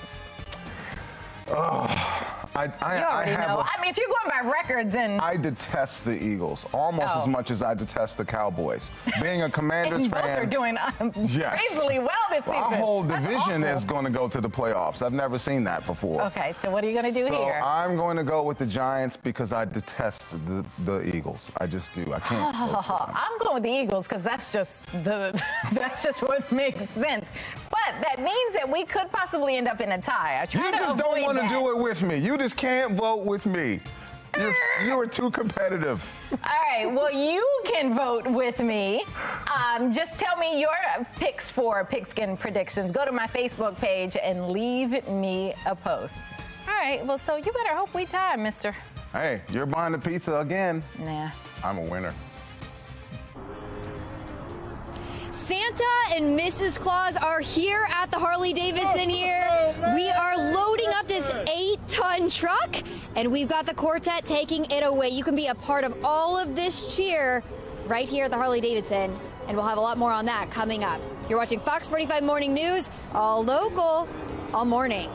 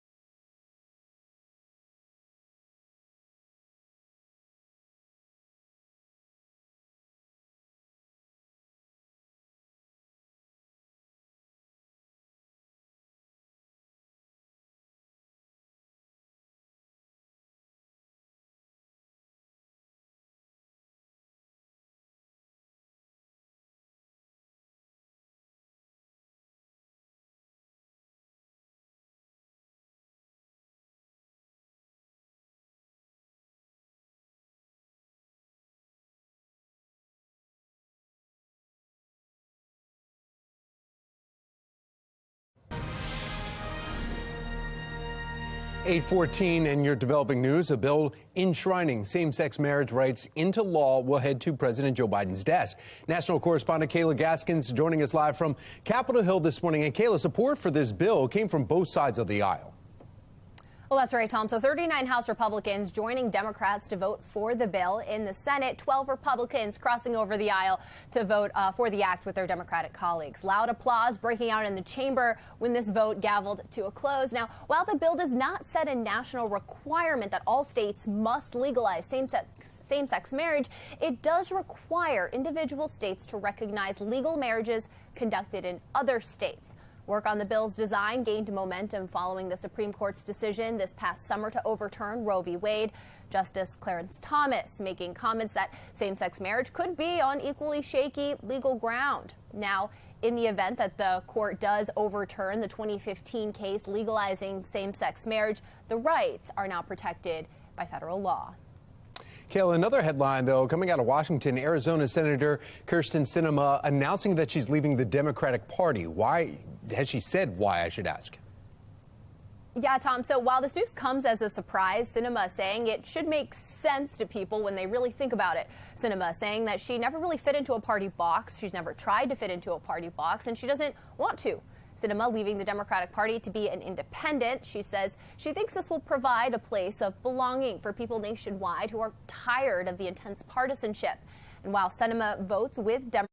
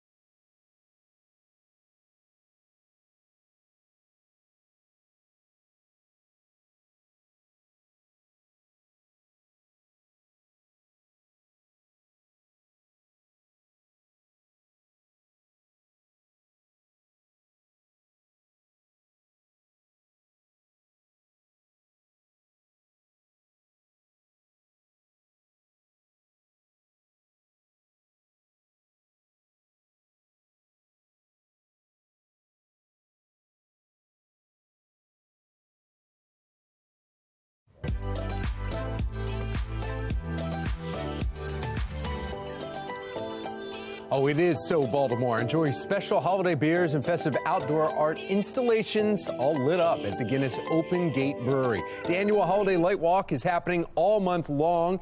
Be More Lifestyle host Mark Clark is live, and he's pouring some brews, right? That's right. You know, Tom, always, we got great activity, but it is Guinness. And Oliver, of course, we got to crack on open, right? Yeah, sure. So what do we have here? This is the old-fashioned inspired ale. This is our seasonal release, barrel-aged. It's got cherry and orange, like mimicking the cocktail on old-fashioned, but it is beer. So it's really beautiful. And we do a small pour here because it is 10+% ABV. So oh, wait a minute, we 10+. enjoy this one responsibly. Well, and so again, Oliver, you love beer. I do love beer. I mean, in addition to working here, you really are a beer guy. Yeah, I'm a certified cicerone. We train all our staff in that because it's really important that we know our product. And so, what do you say to people who've never tried a Guinness? Be adventurous. Try something new. I mean, it is a little different and it can be sort of challenging, but the flavor profiles are awesome, especially something like this. If you like cocktails, if you like bourbon, this really kind of plays in a different space. So it's not beer as you may know it. And beer is so varied and there's so many awesome flavors you can try. Just give it a shot. So we got the wonderful product. We've got the Holiday Light Walk. Mm-hmm. People need to come see the facility too. Yeah, right? yeah, you can give the gift to Guinness. We've got the entire retail store behind us here. We've got everything from beer, of course, but cool sweaters, hats, Christmas ornaments, all the kinds of stuff. It's a great gift. Well, Oliver, thank you so much for joining us. And Tom, this one's for you. Good morning. Good morning. Yes, thank you. Cheers.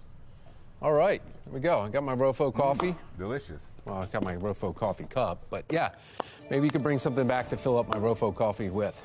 All right, well, thank you, Mark. For more information about how you can check out the Light Walk there at Guinness Brewery, just go to our website, foxbaltimore.com/newslinks. Chance of a few showers come Sunday, but meteorologist Amy Aronson letting us know how this could affect your weekend plans and the week ahead. Mayor Scott's been in office for 2 years as violent crime rages on. I'm Olivia Danson. Coming up next, we're looking into his broken promises and residents' calls for change. You're watching Fox 45 Morning News, all local, all morning.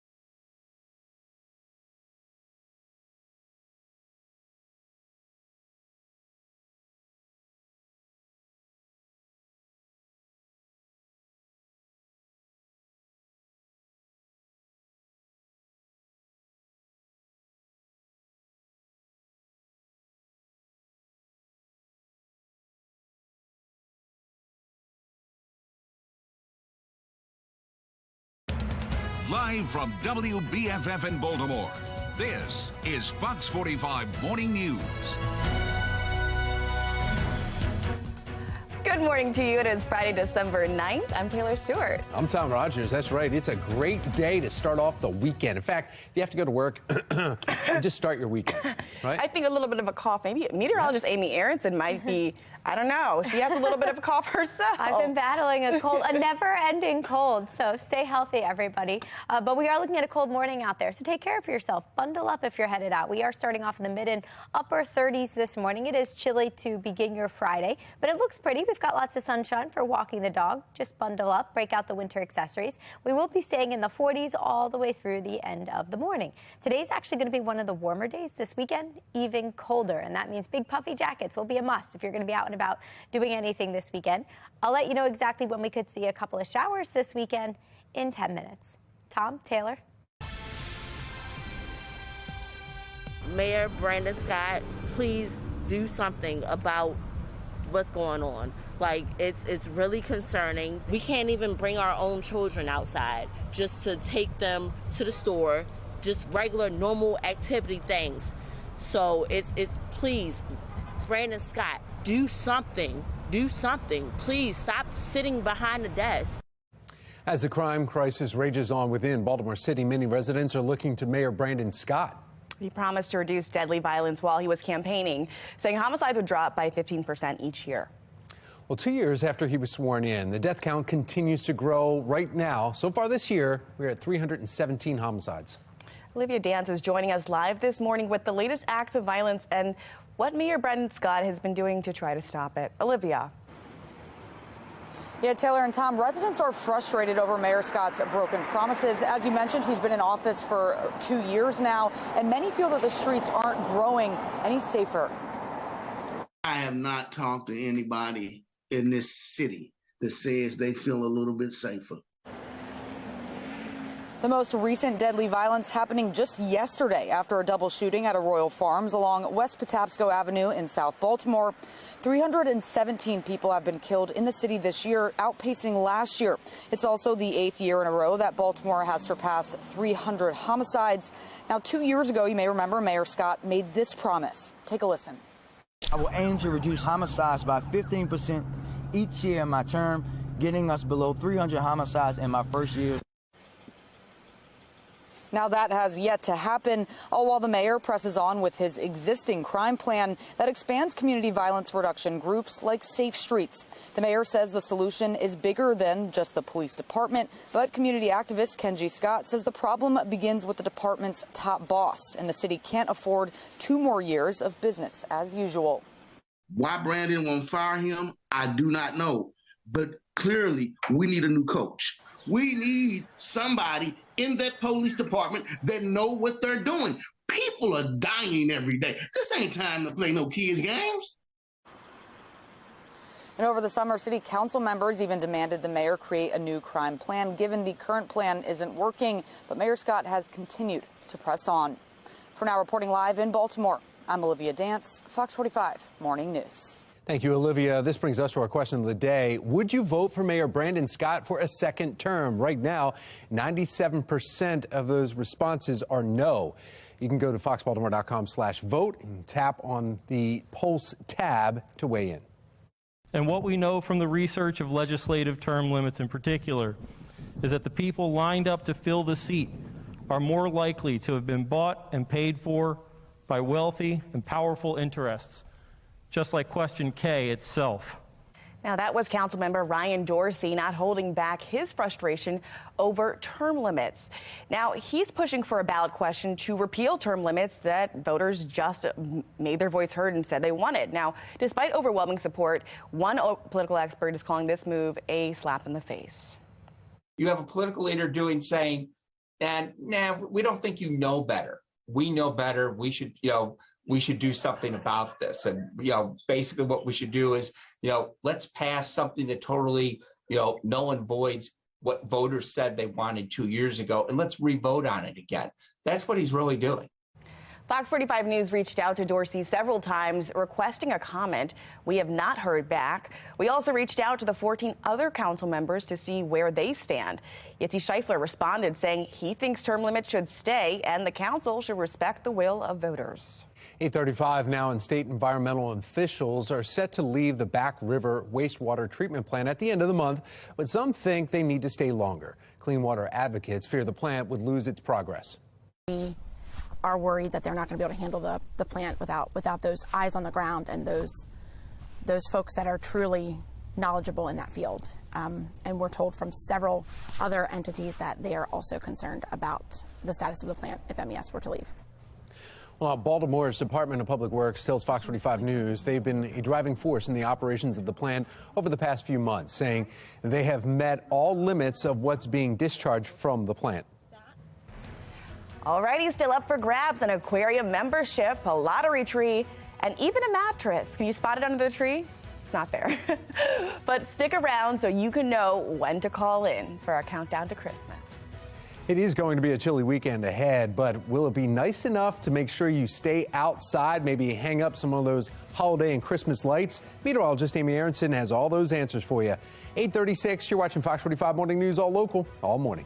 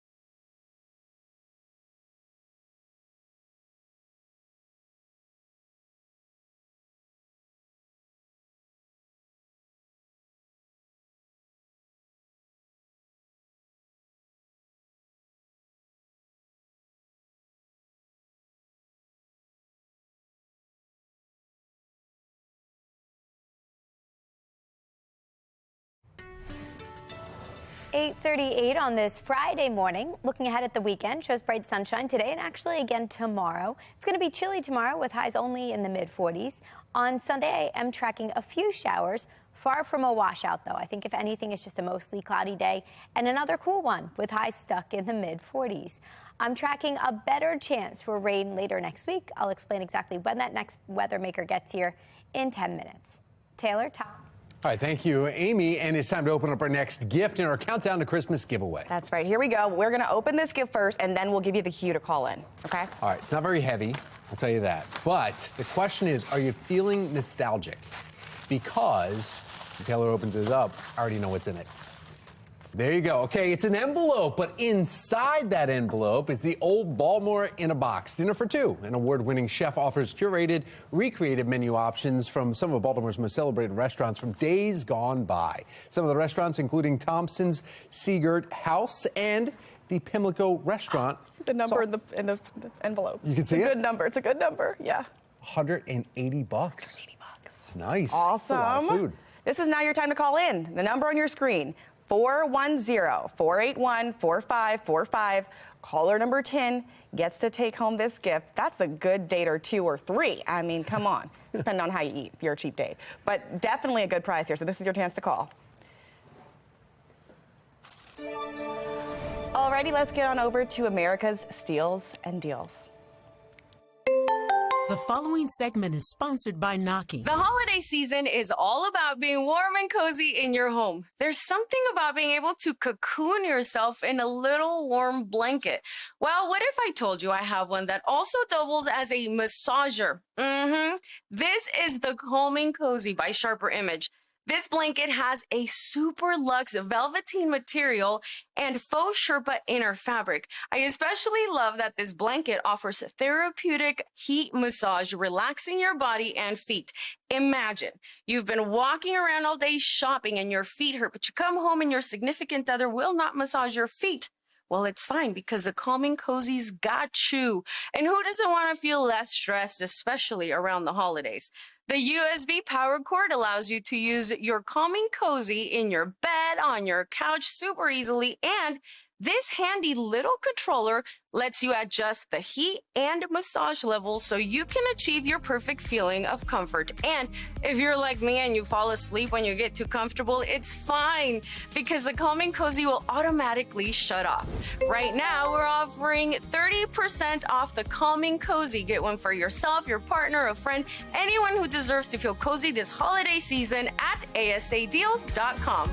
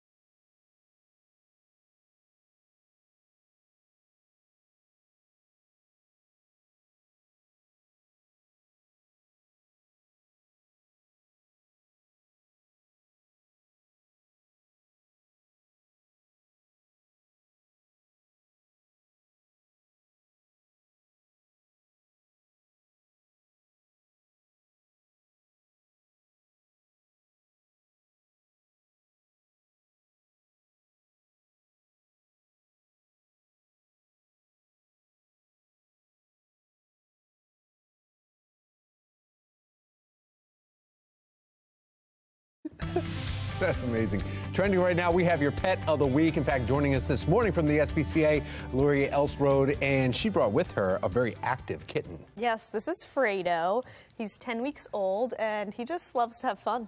You really can't see him that well because he's on my black suit on the couch, but he's been playing the entire time. As soon as you handed him over to me, he was purring. So this cat loves to play and is not nervous in different environments. Normally, animals, when you bring him in, we need to kind of calm him down a little bit. This guy is like ready to go right away. He's ready to go. He's ready to go. Yeah, he loves toys.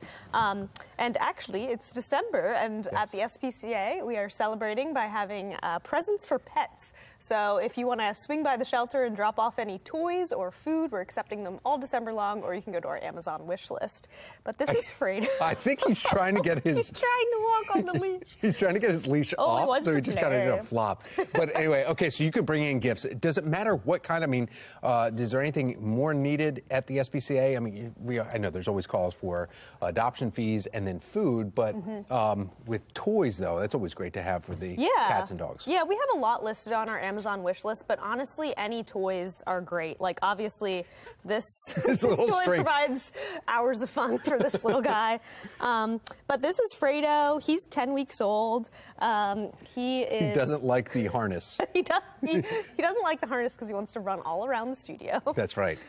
Very active kitten right here who just wants to take off and have a good time. And how many cats and kittens do you have right now, in case somebody was like, you know what, that'd make a good pet, a great Christmas gift for the kids? Oh, yeah. We've got plenty. Our cages are full, and animals are going in and out constantly. So there will definitely be animals needing a home for the holidays, and you can come adopt Fredo or another pet at the shelter at 3300 Falls Road. We'll be open at 1 p.m. Right here in Hamden, right next to the JFX.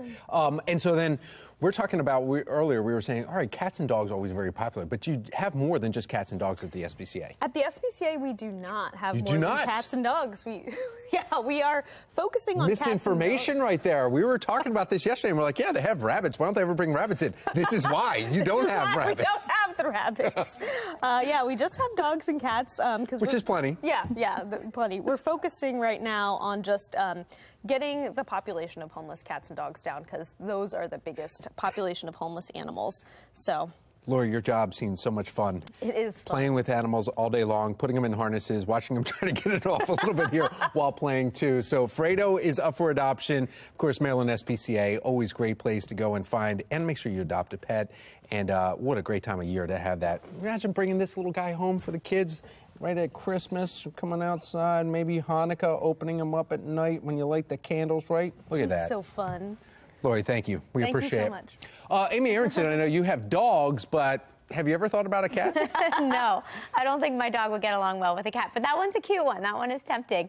And if you are doing any holiday shopping this weekend, maybe heading out to the SPCA, it's going to be decent for whatever you want to do. Maybe you still have to get the lights up. No wind this weekend, so that means the green light for that. Getting the tree, just going to be a little chilly. Holiday parties also going to be a little chilly, makes you bundle up. And we want to see your holiday pics. Make sure you share them with us. Head over to foxbaltimore.com/time-in.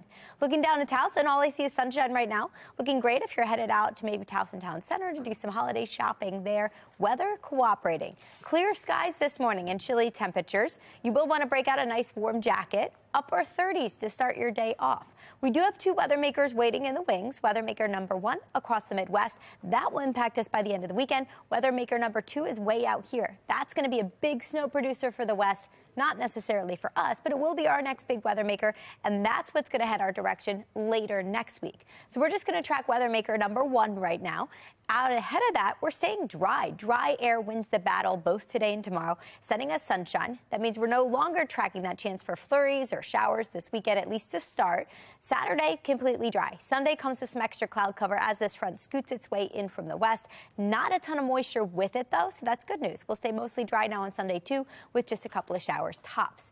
Today's going to be the most mild day out of the weekend days. Upper 40s to near 50 today. Tomorrow's a little cooler. We'll start off in the 30s. We end the day in the cooler low 40s. And we'll stay in the mid 40s as we head through Sunday. I did cloud up our skies there and I put that shower chance in, but I think it's a really slim one. I think most of the day is dry. Early next week certainly looks dry. We've got mid 40s Monday, Tuesday, and Wednesday. And here comes that next big weather maker moving in on Thursday, setting us our next best chance of rain with highs staying in the chilly mid 40s.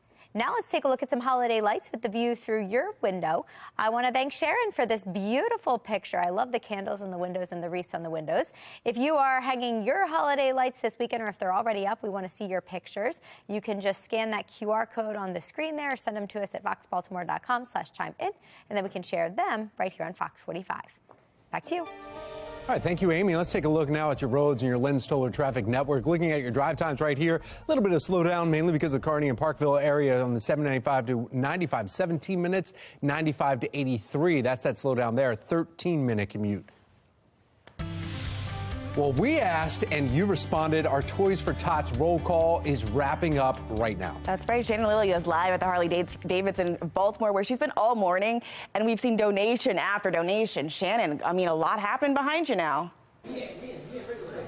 Oh my goodness, so much happening behind us, Taylor, and so much generosity that we have seen all morning long, and we are not done yet. We have Boss Burgers here. We have Eva joining us, and you guys have some toys to show us. Yep. Tell us what you brought here today. So we have a few toys. We bought like some balls and just some little couple of gifts like games, some educational toys, some headphone sets, and you know, a little check for a little donation. For Toys for Tots from Bully Boss Burger. That's incredible. What's inspired you to donate today? We love kids. We love to help. We love doing different charities that we've been doing for quite a while. So Liquid Bliss and my daughter, which is part owner of Bully Boss Burger, we got together, try to pool in as much as we could, as quick as we could. And you guys have done such an amazing job. Thank you so much. And now we just want to move down the line here because we have a very special tribute over this way, our own traffic jam Jimmy. So we want to get over here and talk about that a little bit. Good morning. Can you tell us who you are and what you guys are doing here this morning? Yes, good morning. My name is Ray Banks. I am associated with the Andy Arundel Senior Slow Pitch Hall of Fame Committee. Our president, unfortunately, Mike Chris, can't make it today, but we're here. And we're challenging all softball players, no matter where you are or who you are, to please come and participate in a softball gathering next year in 2023 for Miss Sharon Wiley at Fox 45. That tournament or marathon will be in reference to raising funds, toys, cash, in memory of Traffic Jam Jimmy as well, and a ball player by the name of Mike Dove. So we're going to find a field in Glen Burnie, maybe Bachman, and do these things to raise funds. And you don't have to be a organized team. You could be a makeshift team. Wow. And I challenge all you guys to come out and let's hit a home run for Fox 45 for Toys for Tots. Yeah, thank you so much. And we know that this is something that Jimmy would have been a part of. He would have been here. He would have been helping to load these toys. So we just thank everyone, and especially you guys, you know, for that special tribute. We want to get to one of our other donors here, Joy with Chick-fil-A. Yes, good morning. Good morning. So tell us what you guys have been doing. You guys have been busy. We have been busy. So I'm here on behalf of the 45 Baltimore area Chick-fil-A restaurants. And I'm really excited to tell you our results of our collection. We collected in various ways. We did an online collection. We had 11 Stuff the Truck sites. We did a booth collection at the Baltimore Blast game, which was really exciting, and our local schools through a My School Cares program. So we collected over 9,100 toys. So it was really, and we really have to thank our customers who really came out in support. That is incredible. And we are seeing, you know, just so much generosity, as we said. So just to send it back to you guys before we do that, we want to just give Santa a chance to tell you guys thank you for everything. Merry Christmas. Thank you so much for everybody that donated. I'd like to thank everybody that donated to help out Santa, make his job a little easier this year. Yeah. I'd also like to give a special thank you to the Marines and the police officers who helped with everything and helped pack everything, and for their service to this country. Definitely for the service, too. Man, heard it from Santa, and Shannon's hanging out. Just a party there at the Harley Davidson of Baltimore. So what a great morning. Thank you, Shannon. A historic addition to the U.S. currency as women's signatures are appearing on the dollar bill for the first time. Treasury Secretary Janet Yellen and U.S. Treasurer Lynn Malabera penned their signatures. Malabera is also the first Native American to have her writing featured on bills. The newly printed bills will be available at the Federal Reserve this month. Google is releasing the most searched recipes this year on its platform. Topping that list is sugo, which is a tomato-based pasta sauce. And other recipes include mango pie and marry me chicken, which we looked up and it's incredible. A sandwich recipe from model Bella Hadid also made the list after going viral on TikTok. There you see it. That's what the video is right there. All right, I got you. Marry me chicken. I'm making that this weekend. Consumers dealing with high car prices could soon face another rising cost. Insurfi, an online insurance marketplace, predicts average car insurance rates will rise 7% next year. That's following this year's increase of 9%. The average yearly rate would be nearly $1,900. Insurfi says that higher driving rates, more severe accidents, inflation's impact on vehicle repairs, and even natural forces like wildfires and hurricanes are all the factors in why insurance companies keep hiking up our rates. Alrighty, the sunshine is back for now. Meteorologist Amy Aronson letting us know about our chances for rain in her full 10-day forecast after the break. With everything going on this morning, we were at what? We were at the Guinness Gateway. We were also at Harley Davidson. I say cheers with the coffee break, right? Cheers for a coffee break. Plus, countdown to Christmas giveaways. Oh, yeah. Come on.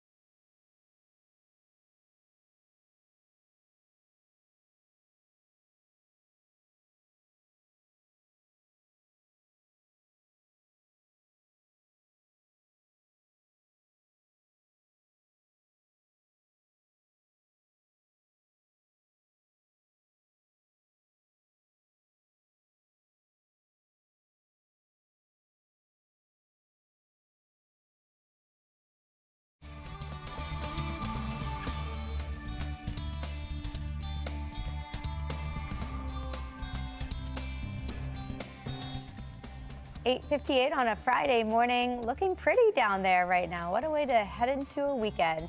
It's going to be a little chilly, though, so don't let the sunshine fool you. Upper 40s today. Tomorrow's going to be the coldest day of the weekend. Sunday comes with that brief shower chance, but I think it's brief. I think most of the weekend looks drier now, so that's good news for all your holiday plans, all your holiday festivities. As we get into early next week, it stays dry to start, but our next big weather maker comes Thursday into Friday.